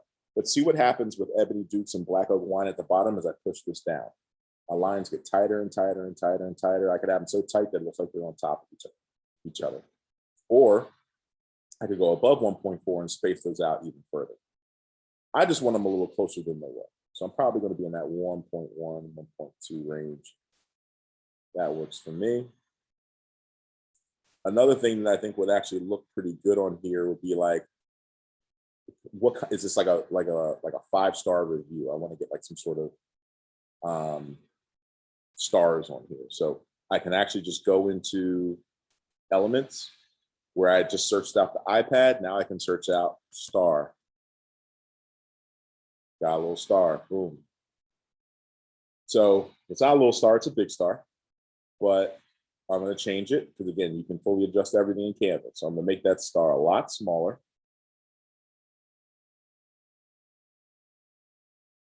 There we go.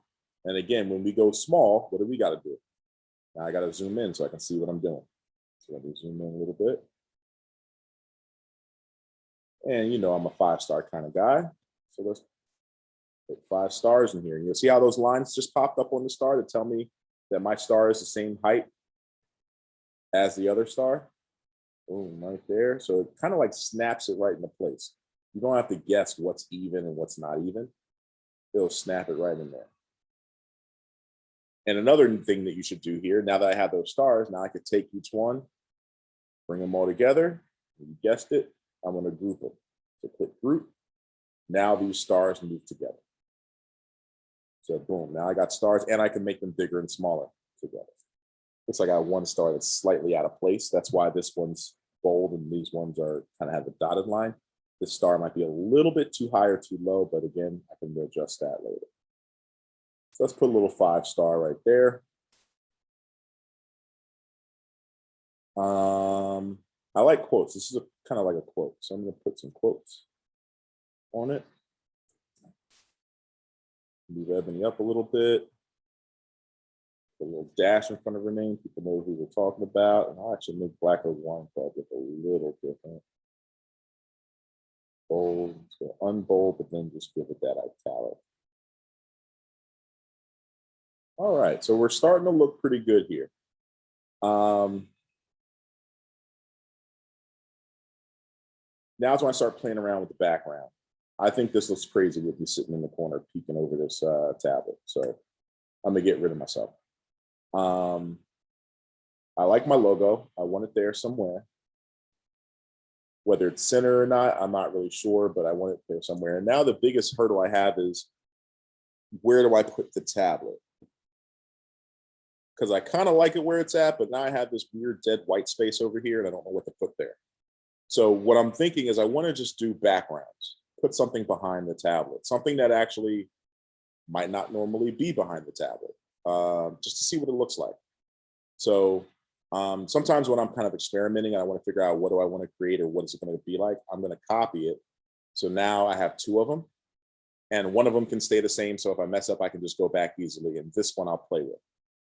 The first thing I'm going to do is I'm going to see if I can group all these together. I don't think you can group if something's already grouped. So let me ungroup those. And now I'm going to group the tablet, the words, and the stars all together. So now this whole thing moves as one unit. So I'm going to put it at the bottom and I'm going to kind of center it. I'm not going to center it perfectly because here is perfectly centered, but it's perfectly centered with the pin. You see how the pin's like sticking out here? Well, it's giving me perfectly centered for this whole thing, but I just kind of want the tablet centered. So I don't really have a means of doing it perfectly, but I have a good eye for it. So I'm going to put it right about there. I'm starting to think my logo is going to be best a little smaller, maybe up in the corner. And now I got to decide, what do I want my background to be?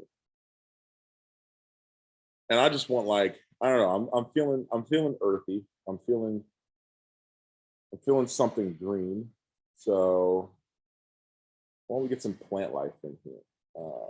Plants. What about a fern? Okay. My logo looks a little crazy on top of the fern, but I do like the tablet on top of the fern. It has a good kind of vibe to it. I'll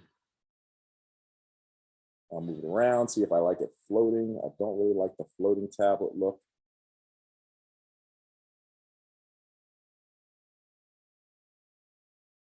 Could I do this for all sorts of things? Can I do other plants in the background? See what it look like. I don't see that leaf at all. Not there.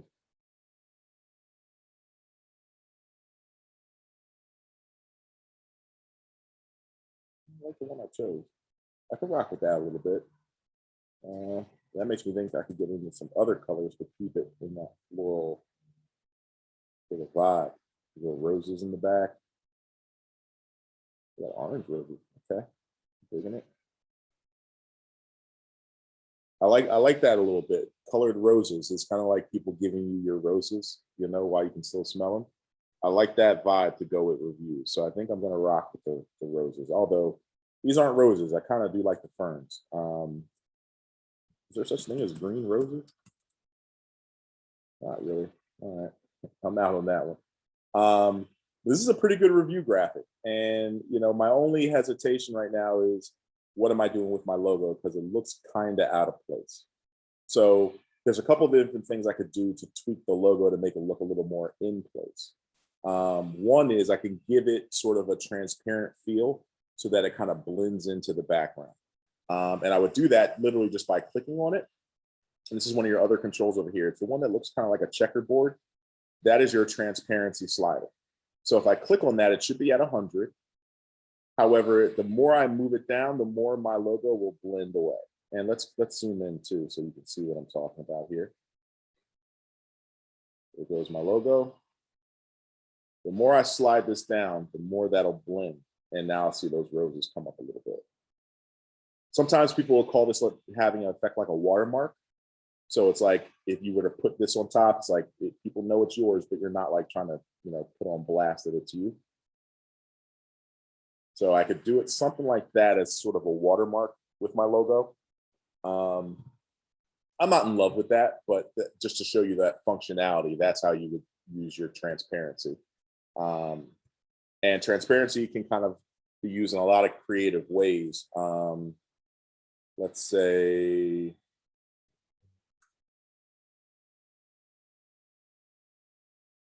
it was a bunch of, I'm going to use this picture as an example, but I know this isn't me. Well, let's say this was an event that I did with Black Oak Wine Club, and I wanted to put that picture in the background. I would size it up, let it go in the background, and then I could use transparency to not make it the star. So I would use this slider so it fades a little bit. So now you can see what I'm talking about. Again, not a great picture for this example. But you can see what I'm talking about, but it's not like the star of the picture. The star of the image is the tablet and what's written on it. And the background image is like a supporting element to it. So that transparency that you're putting into it, it's giving that effect of it's just part of the background, but it's still pretty cool. It's still dope. It still makes sense. So I like some sort of effect like that on it. And this would be a quote post that I could use. And again, you can add graphics, add different effects. There's a lot of other stuff you can do to make this really creative. But I think something along this sort of a speed is what I would utilize for that.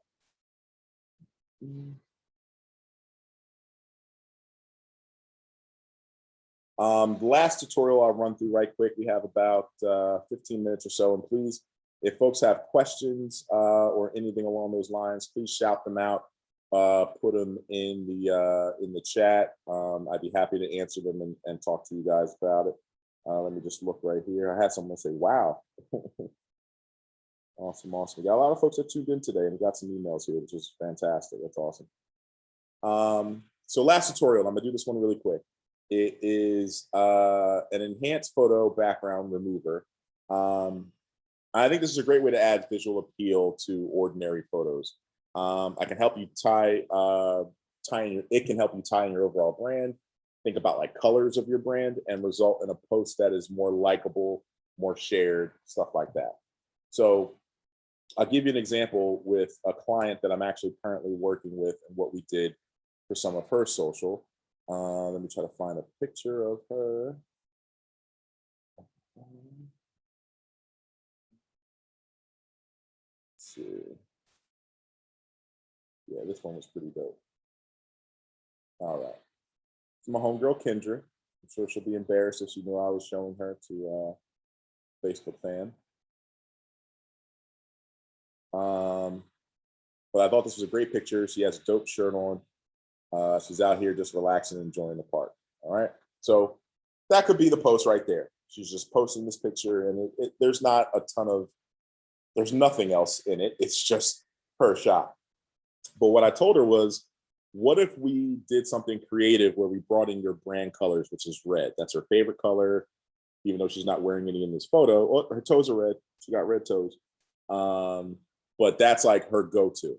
So I told her, what if we took this photo and we really made you pop out of it by using like a red outline? So the way that I decided to do it was I actually went and found a red box. So we'll go and grab a red box here. Let's go to our shapes. Let's see, here we go. The box is currently blue. Let's make it red. Remember, we can go in here and choose whatever color we want. I'm not trying to be super precise, so I'm just go over here and select red. Boom. I want my red box to be a little thinner than that. And here's another trick of the trade that I didn't explain earlier. The thickness of some shapes. You can't do this with all the shapes, but definitely these box shapes. You'll notice as I go smaller, it gets thinner. And if I go bigger, it gets thicker. But what if I want a thin, thick box or a big, thin box?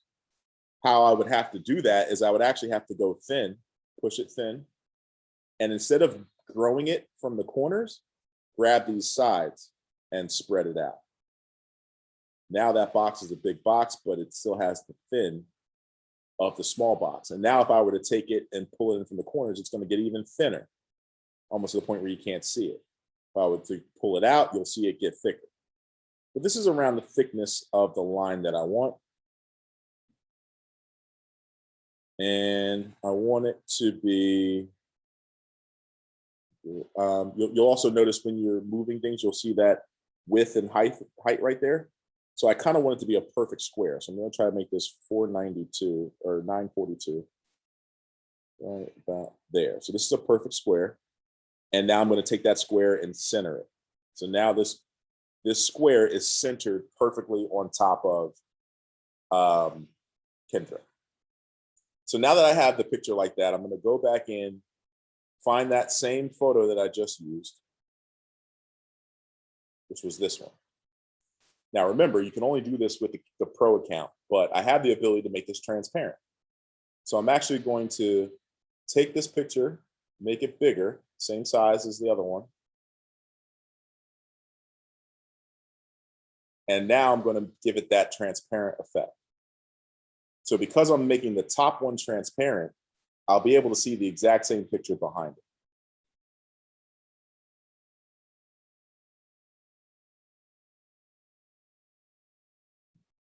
When it's done doing it, of course.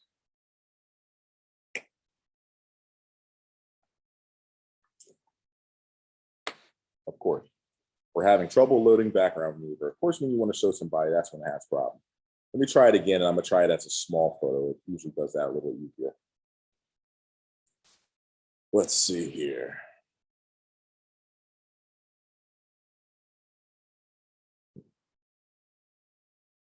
There we go. So this actually looks kind of trippy too. You could actually make a series of photos just like this with her sitting on her own lap.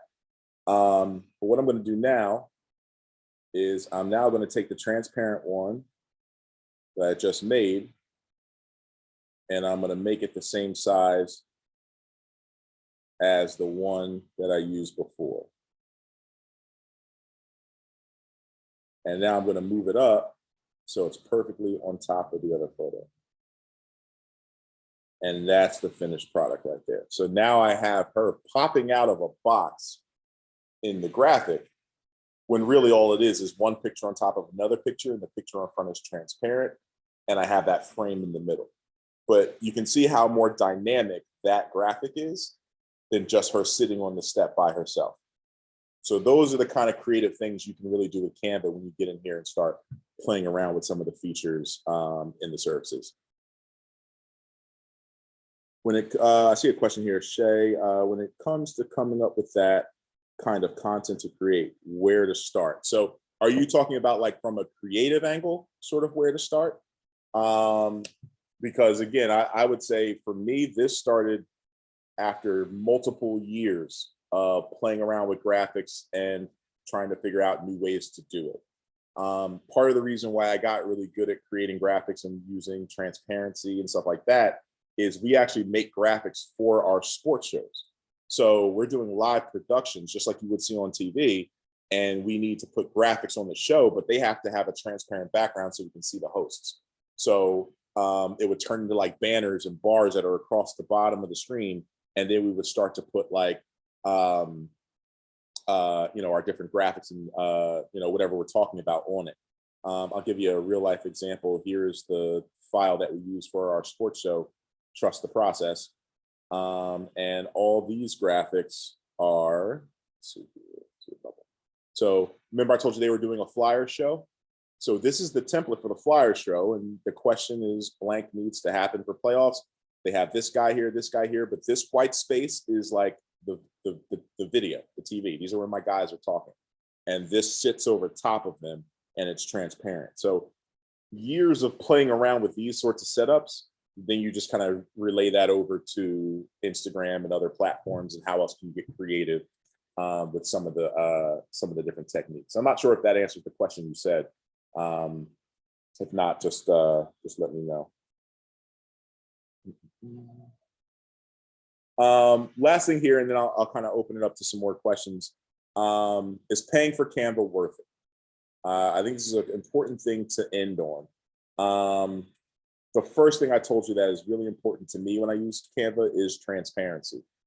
Being able to make transparent images, being able to do some creative stuff like I just did with that photo, you need the transparency option for that. Another thing is smart mockups, which I didn't talk about, but I'll show you them real quick. And of course, if anyone wants to do like a deeper tutorial, have like a Canva 2.0, by all means, I'm open to that. Just let me know in the chat or shoot me a message. I'll try to put my, actually we can do that too. I'll use a smart mockup before I go and do that.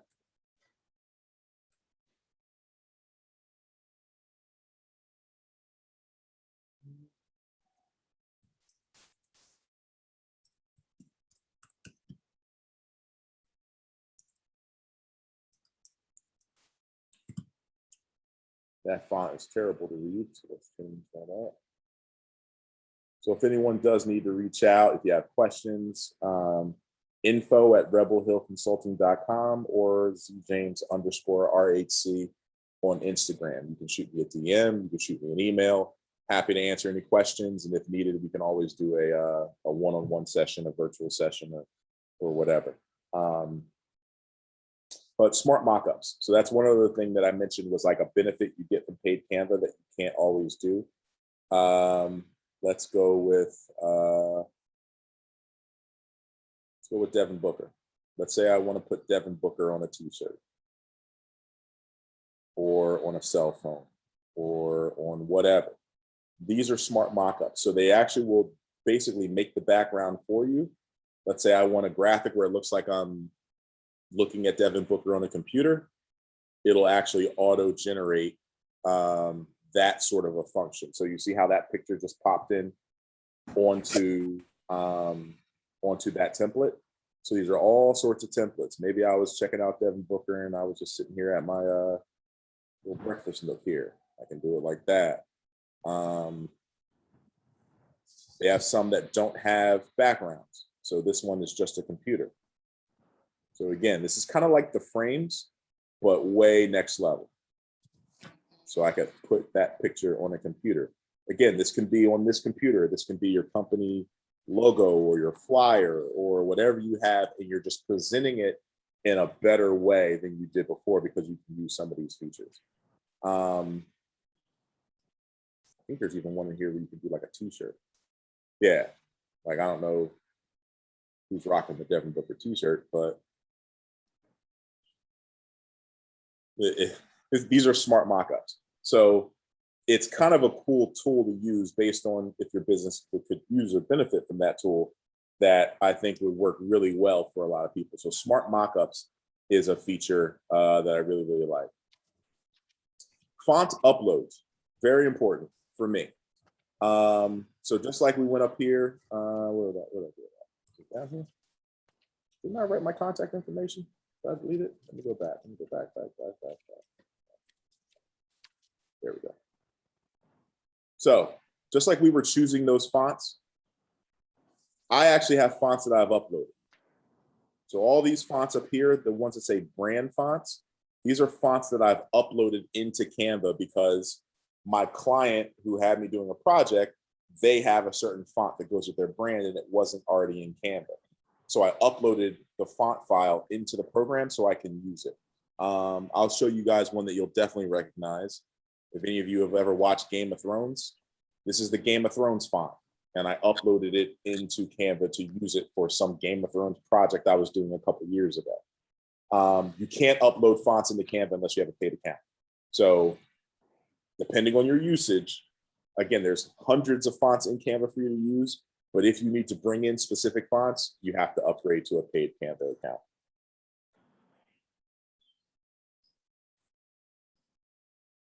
Yeah, I do see you here, Shay, about getting in your laptop dying. So yeah, I have maybe 2 more points and then we'll get to some questions.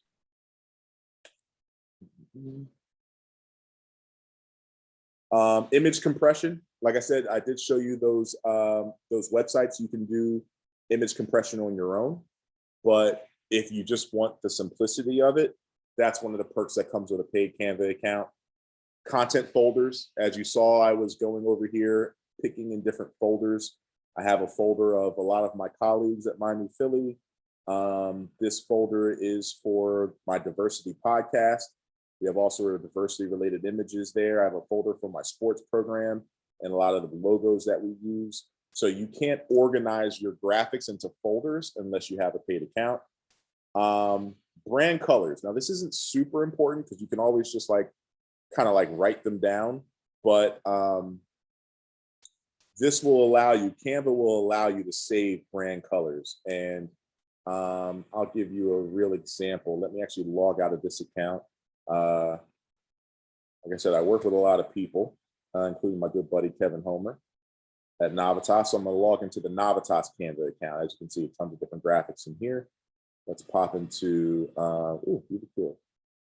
Right now, we're doing a campaign to try to get more Black and brown donors on the registry for blood cancer. So these are graphics that we've created in that effort. If I share this with you, to just go over here to choose a color. And now you'll see how it says, these are different brand fonts. So this one says Nicholas Smith Trains, GTKC, Navitas, Homer Group, CarePro. These are all clients that we do graphics on Canva for, that we have their colors saved here. So we always have a place to go and get them. You can't store and save colors like this unless you have a pro Canva account. Now, could you choose this color, write this number down, or have it just in here on this particular graphic and it always be there? Yes. So that's not a big plus, but it's noteworthy. And auto resize. That's another one that I'm not huge on using. I like to go in with the right size straight up. But let's say I wanted to take this graphic and I was like, well, shoot, I want to put this in my Instagram stories.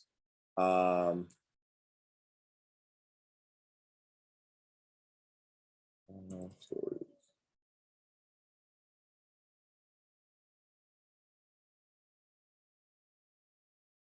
I can press that resize button and it'll actually give me a resize. Ooh, I think actually it's not going to do that. We'll fix the code.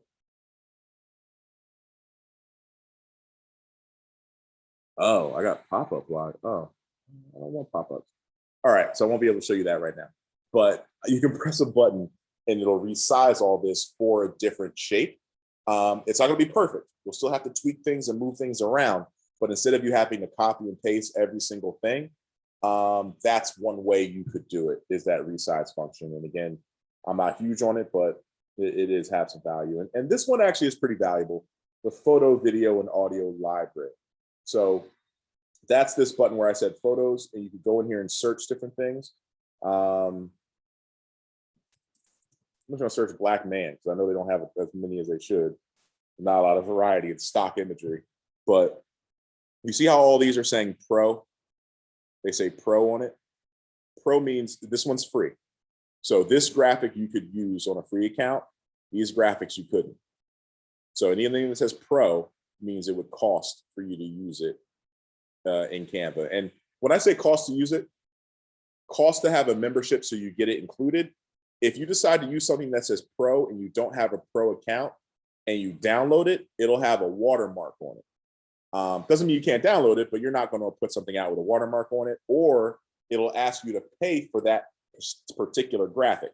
So it'll charge you $1 for this picture, and Canva will put in your credit card number, and Canva will charge you $1 to save that image. I think over the course of time, it becomes a waste. It's just better for us to have a membership, but that is an option. You could just buy things as they come along or as you need them. So that kind of concludes this. Again, I know I went fast through a lot of parts, so I'm happy to answer plenty of questions. Again, if folks want to hop on the Zoom and ask a question, you're welcome to. If you want to just put it in the comments, I'm actually going through those now. I'm happy to answer. And Shay, I don't know if you're still on the call, but if you had a specific question, happy to answer and dive in. Yes, I'm here. Can you hear me? Can you hear me? Can you hear me, Zach? And also, I don't know, Shay, if you're talking and I can't hear you, that could be a thing too. I see here,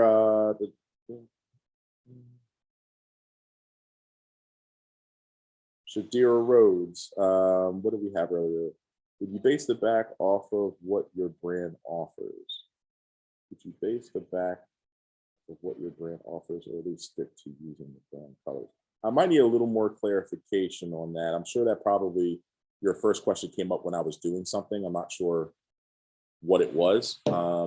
So, I have to try to figure out exactly what you mean by that. No. Oh, hey, Shay, how are you? Hey, can you hear me?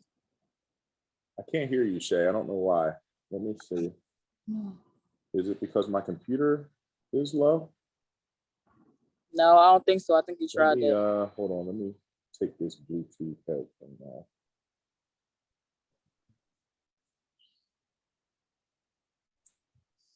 Any better now? Better now? Shay. Now? Oh, I can hear you, Shay. I figured it was your Bluetooth. But okay, so what I was asking was like, okay, so when it comes to a brand starting from scratch, basically a clean canvas. Yep. When it comes to creating content, me particularly, I have a financial literacy business that I'm building, where I'm teaching credit repair to the community, but in a different fashion. Now, when it comes to, again, content creation, I have a financial literacy business as well as a car rental business. Right. Now, again, blank canvas. And I understand when it comes to the financial literacy business, people want to see basically experience in all these years of time. I don't have all these years of time. I'm just starting, but I do have the knowledge and experience and stuff like that for the content. Now, when it comes, where would you start as far as you having a business consultation business, as far as when it comes to creating content? What would you recommend? Got you. So my first thought is you mentioned something about your experience and like that's what people are looking for. I actually disagree. People are looking for content and they're looking for someone that knows what they're talking about. And you don't have to be a 10-year vet in the business to put out content where you know what you're talking about. Realistically, I've seen a lot of people put out content that looks great and they know what they're reading and they know what they're regurgitating to you, but like they couldn't have a one-on-one session with somebody without like notes and like a guide. So putting out content is, all right, what is something that your audience needs to know? And you don't give them all the secrets, but someone needs to know 5 things to watch out for before you buy a house. Maybe that's within your financial realm. So now you can just write down what are those 5 things and create a video that's, here are the 5 things you need, or create a graphic. One graphic, that's 1, another graphic for 2, another graphic for 3, and it's like a little swipe post on your Instagram. A carousel. Yeah, a carousel. I'll be using I don't use the right term sometimes. Yeah, you can make a carousel post on your Instagram in that sort of fashion. And now, again, what you have to do is just the creative side of, and let me not junk up the Navitas page. Let me get this back in my affiliate account.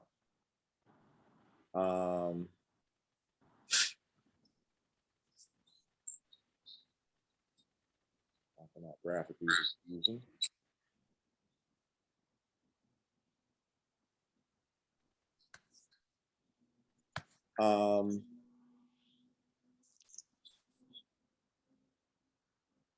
I'm just throwing in my brain. All right, I like this one earlier. What was it? 5 tips.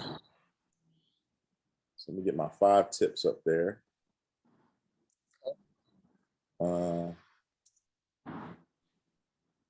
You need to know before buying.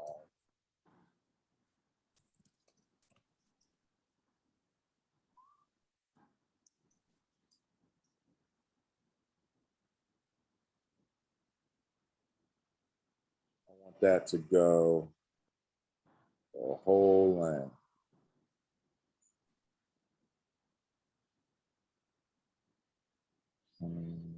Go background, let me get a dark thing in there. Let me go. I played around in Canva so long that I know where some shapes and some things are that like most people don't even notice. And here in gradients, I don't even see gradients. I'm not even showing it there.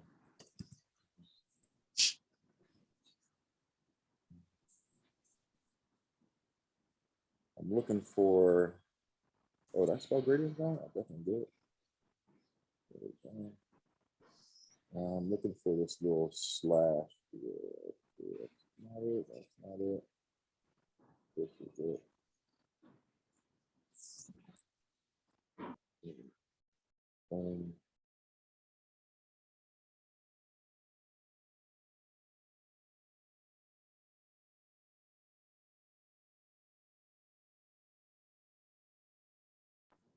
That's a nice touch.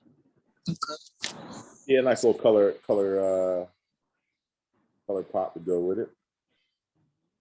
I want that to angle up a little bit more. That.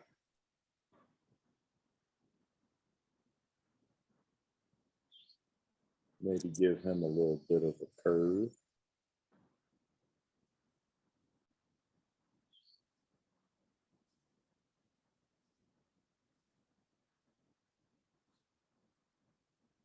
How did you do the curve again? Like, what did you, the first steps to get that? Once it's straight, you go. So it's effects. Okay. And then there's styles and there's shapes. Shapes is only the straight across or curve. So you can make something a style and a shape. So I could give it, Cool. you know, some of these accent colors and give it a little neon vibe to it. But the curve is you moving this bar down here or changing that number. So I don't want this to have a big curve. I wanted to give it a little bit of character to it. So now this is 5 tips you need to know before buying a home. And you literally could come in here and go do that 4 more times and create a whole list, and just drop that. I could start with that. You could start with that. 100%. Okay, so I'm under the impression that people want all this time and experience. Because I look at, going to get inspiration from the other guys and, seeing what's out there. People talk about a lot of, I've been in this industry for 5 years, 8 years, 10 years, you know what I mean? And no, I haven't been in the industry that long, but I know just as much amount of information they do. So it's just like, okay, how can I share and give this content to my followers? Okay, so basically just throw it out there. I don't need to. Yeah, just put it out there because there's also, you're constantly learning. Right. Where there's no shame in that.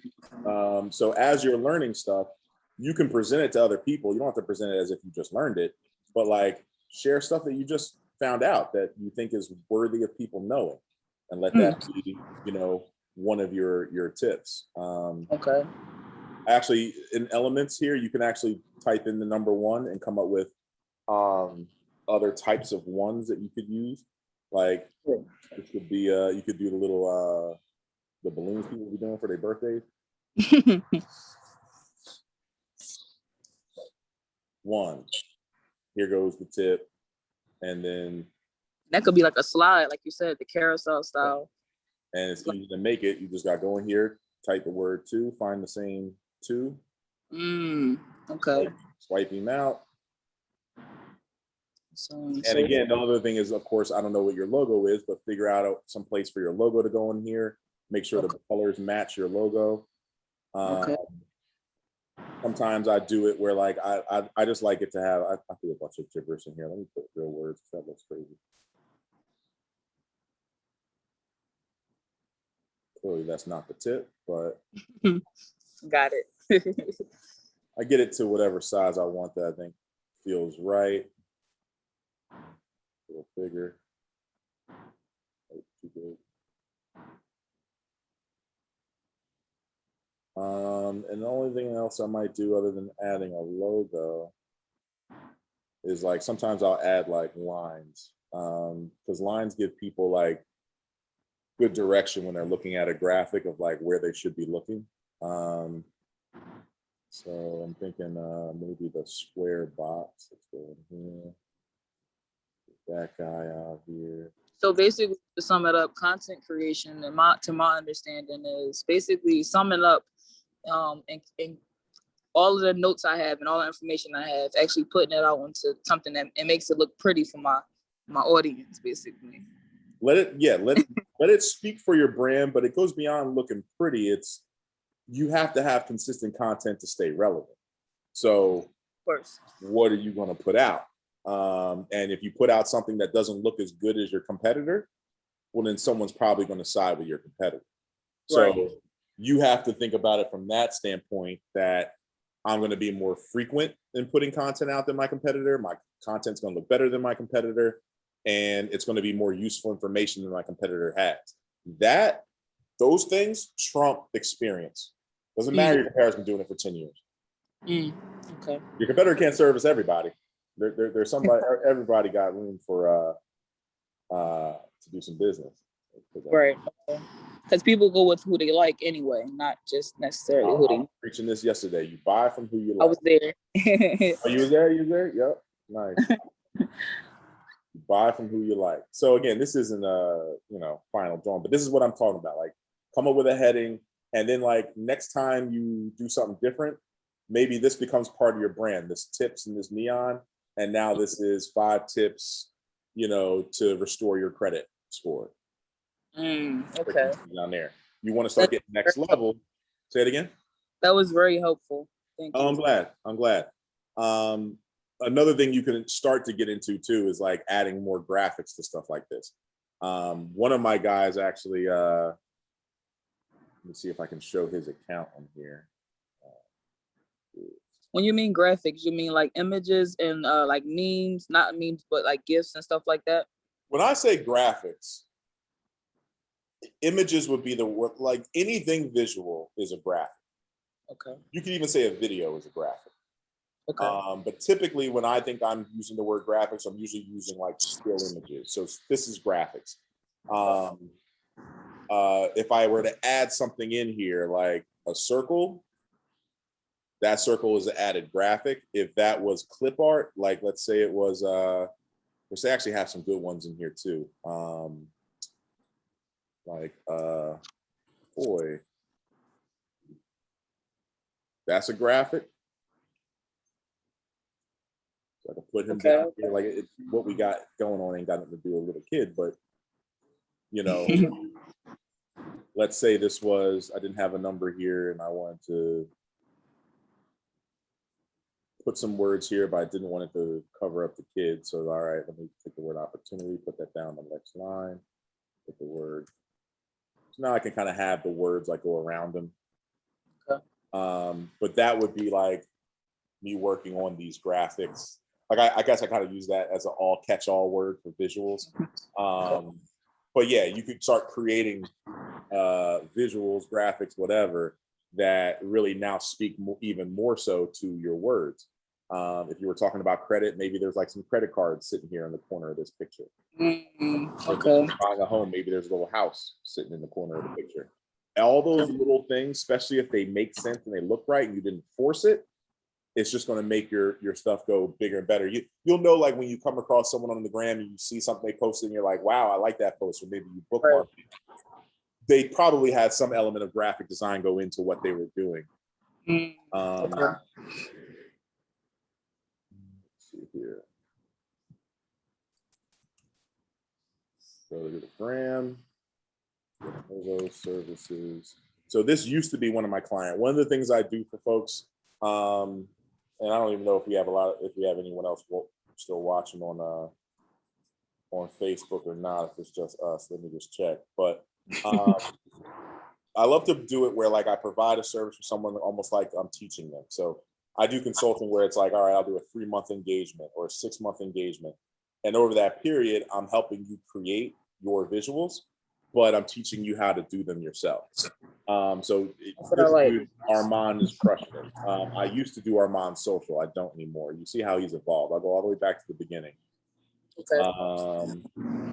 This was the first graphic I made for him, and it's a try post. So it don't look right unless that's on the next page. But we did that, and we made like some very simple graphics. These were we try to do campaigns with our graphics too. So Big Fact Fridays, he gave me a list of 30 facts, and I made them all with this different backgrounds for everything. Made them all Big Fact Fridays, and he can put them out every week or every other week, and he just has content that's ready to come out. He doesn't have to think about it. We did this. This was Tip Tuesdays. So this was actually a video where you'll actually hear one of his assistants reading what you're saying. I don't know why I don't. Oh, wait, the sound's off. Focus on the more important aspects. So we actually made the graphic, then put it in the iMovie, and then put her voice over top of it with eye music. contact and speaking. You put the voice over top of it with what iMovie? So we literally had her. This is actually a motion graphic I made for him too. This is next level. That's on time. But we basically had her read the quote. She recorded it on her phone, sent it to me. Oh. I took the graphic here that I made in Canva, put it in the iMovie, and then layered her voice on top, layered some music on top, and this was the end product, is her reading this tip. So even though it's made an IG commercial. Yeah, it looks like it's still graphic, but it's really a video. And a video has a higher algorithm. So that's why we wanted to have some videos. So we made that campaign. This was, you saw how I did it on the iPad where we had the testimonial. These are some of his testimonials. So again, just had a background image. I made it faded out so it's not the main part, and it's just that. But when I tell you, he started getting like, he was a little suspect here. All right. This word job is too close to that circle. I don't like that. There was little justifications. I didn't like that these check marks were so far to the left, but he didn't really know how to adjust it right. But I saw what he was trying to do, and I was like, all right, this is good. Then he started making more graphics. He started getting a little funky with the frames. So now he's putting pictures and different things in the frames. He's finding things online. And, you see he's still using some of the stuff that we would create together. But, like, he just started going off with it. Like, he just started. And this is all his creations now. Yeah, from this point, I didn't make any of this stuff now. Okay. So he's using fonts. He's using thick words, also using small words to give, like, sort of the small message. My only knock here was that this little, like, again, I get picky with it. I'm that way too, though. Yeah. It's that really close. It came out a little further. Yeah. But I like the fact that he took the initiative. You can see how his branding looks. There's blue going through. He got funky with transparency. This is a picture of his kid that's in the background. So he's been running with it and crushing it. And he's not necessarily even talking on his page. So it's like, yes, most of them is not. He wasn't really in front of the camera kind of a guy. Right. He's trying to get out of his shell now too. With overwhelming competition this is a commercial we actually made for him. It's more crucial now. That's more crucial. But he's now starting to get into building other content. This is probably him talking. Yep. Oh, because he's making reels now. Yeah. He started exploring. He's beyond me now. I don't even get on busy on reels like that. But reels the thing though. I know. It's hot. I did one and it had like 4,000 views. I was like, oh snap! Wow, see, I was ironing my pants. Right? This is what I love to see. Like we were together. That's the one I like right there, the iPhone one. I'll be trying to figure out, and I don't know if they're doing this in Canva, but the iPhone frame and how they be having this like somebody is scrolling and it shows the content. Whatever you put in there, I think that's pretty cool. Yeah, is that Canva as well? This is definitely Canva. Okay, I'll play around with that one tonight. Yeah, I think I could figure out how to do that. I haven't done this before in Canva, but the one thing that told me it was Canva was how all those graphics came together. You see how they flew in? Yeah. I know that's the animation right there. Yeah, that's the animation feature. Okay. All right, so I'm gonna give myself some homework. I'm gonna learn animation with the iPhone on Canva since we had a good lesson today. Oh, that's awesome. That's awesome. Well, no, I'm grateful that you learned some stuff from it. And, yes, I did. Thank you so much. Yeah, not a problem. Not a problem. On Facebook, hopefully you guys learned some stuff too. I see you there, Monique. You're gonna reach out. Yeah, definitely reach out. No problem at all. And I hope to chat with you soon. And yeah, no, this was a great Canva class. This is only like the second time I've gone through this presentation. So I'm trying to figure out ways to make it better for other people. Because again, I don't teach this well enough to really, like, I should be going way slower and it probably should be even longer. And people are at different levels. Some people kind of know the basics. Some folks don't know the basics at all. Some people are like at that, I need to take it to the next level spot. So I'm going to figure out probably a couple different courses for Canva. This is sort of a basics, but like I talk about other stuff too. I'm gonna better refine it and make better courses and offer more stuff in the future. But again, to the folks who were here live, of course, you, Shay, thank you for joining me. Thank you. Yeah, and everyone that was checking out on Facebook, really appreciate it. If you have Canva questions, business questions in general, hit me up. I'm always happy to chat and do consultations with folks. But again, thank you so much for joining us at the Miami Philly Content Workshops. Again, coming up, we have Ebony Dukes doing personal branding and content producing. And we have Kyrie Terrell doing everything. He's doing videography, he's doing drone flying, he's doing lighting, he's doing sound, he's doing editing. Everything in the video space, whether you're doing it with a handheld camera or you're flying a drone, he's teaching that this upcoming weekend and into the following week. So make sure you check out his courses as well. And yeah, peace and blessings. Everybody have a fantastic Thursday night. Thank you. You do the same. Appreciate you. Bye, Shay. We'll talk soon.